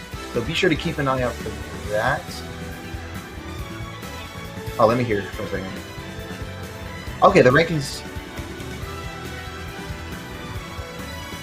Right, so PR Council will have to get done with the actual PR, but the rankings should be out by this Monday, so stay tuned for that. If you guys aren't on the Discord already, I can only imagine that would be the best place to stay tuned for that, so I'll go ahead and I'll plug that for you guys. Also, one other thing that we should definitely be plugging is the upcoming Ascension on October 23rd. We will be having our latest iteration of Ascension, a reboot, if you will, given that the whole world events have brought down that what we once had as the largest Southwest series. will be returning here on October 23rd. Smash.gg/Ascension is the link to go to if you want to get yourself in on that action. And that action will be coming up sooner than you think, man. Because like I mentioned before, Laird, September is already here, and it feels like only a week ago when we first announced this upcoming Ascension, and we're getting ever so closer to the big day. If you come back to me right now, it looks like I don't have any arms. Oh, look, you got arms. See, look, it looks like I'm sitting on I a don't have chair. a face. Oh wait, there we go. Now I'm back. See? Yeah, that's weird. I'm at the How do you do dentist's that? office. I can't do that now. I ain't built like that, I guess. Dude, it's I'm because built I different. cut my arms off it during last set. It's crazy. Anyway, Is that chat. Thank you for joining us here this evening. Thank you for spending the better part of your Wednesday evening with us. I know you guys would rather be doing a lot of other things like, sleeping, but, we appreciate you Other nonetheless. things. You guys are the freaking best. What's this? but, Don't want to watch uh, Pure? That was hype. This That is was the place hype. to be It right was a- now. it Yeah, was it's a- the place for me. Good event tonight. There's a lot riding on tonight, more so than usual anyway. But,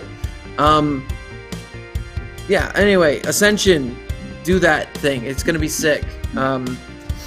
Again, I love working with SAK Gaming. They're going to be putting on Ascension, I believe, this year. And that's sick because they run an amazing production. You're going to have a great time. Trust me. If you can make it out, do so. It'll be sick. Right. So, there's Exactly. that. Taco, you know- stream. I do stream. I stream at twitch.tv/talkwalfa.tv. I just typed in chat so you guys can click the link. I actually forgot to ask if it's cool for me to promote ahead of time, but I do have an upcoming tournament this Saturday. It is an online tournament, being that I am a streamer, and that's the best way to go about it. Smash Wi-Fi aside, it will be a fun thing.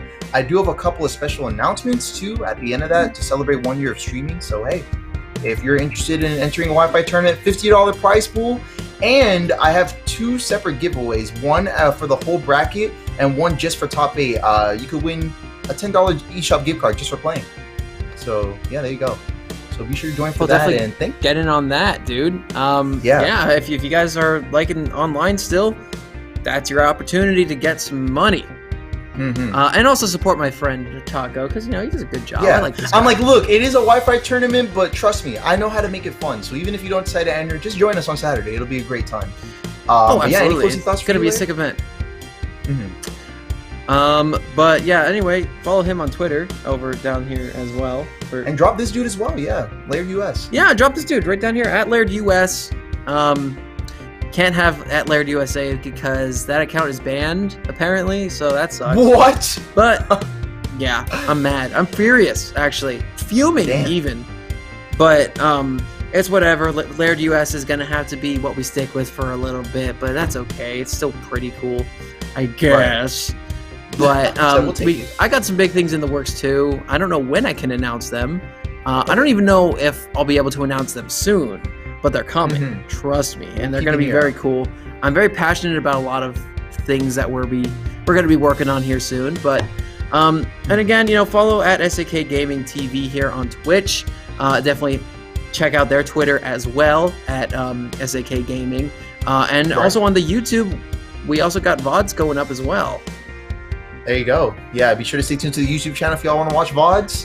So hopefully our and- quality commentary will accompany that well. And go ahead. And to the person who's been helping us out with production, go follow them. Their name is Bonanza There you at go. capital C, capital H _ Bonanza, BONANZA. They're doing awesome stuff. They actually composed the song you're listening to right now. It's a banger. On top of it's kind running of a tune. production. Yeah, it's a banger. It's the Ascension theme. It's got those. Oh, yeah, we just have Never this mind. for, I got for, the like, I got the wrong commentary, yeah. thing. It's a tune, though. It's a tune. It's one heck of a tune. But hey, while we're talking about production, I do want to shout out, of course, our entire production crew for making this possible. SAK Gaming TV for hosting the event, and Pure Smash for hosting the venue. We won't have an event without a venue. You know what I mean? Shout out to Pure Smash, SAK Gaming, and of course, FrameSync Production as well for making all this possible tonight. Thank you to you guys tuning in tonight for making it possible as well. We wouldn't be here as a community if it had not been for you guys. And of course, the players, great stuff to all of you guys tonight. Here's a couple of just short clips to demonstrate all the talent that we had That at play 3 stock. tonight. Oh yeah. Yeah, the ending set. of Arconi versus our good friend B Rice, and on top of that, we've got the grand final set that almost got reset there. It's been a long time since I've seen a reset at Pure Smash, but could have happened tonight. But unfortunately for B Rice, it was not to be. And Felix is your champion as well. That's got to be huge for the PR for them. I can expect to see them in top 3 easily. Yeah, I would think so too. Here we go. Look at these streams, man. Really good stuff. A lot of B-Rice action tonight. Yeah, B Rice played amazingly. But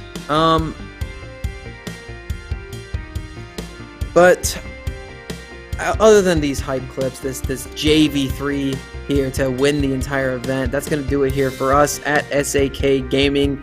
Thank you all for tuning in. Definitely follow us on Twitter and follow us on the YouTube, the Twitch, everything. But, thank you to Pure Esports. Thank you to Taco for commentating.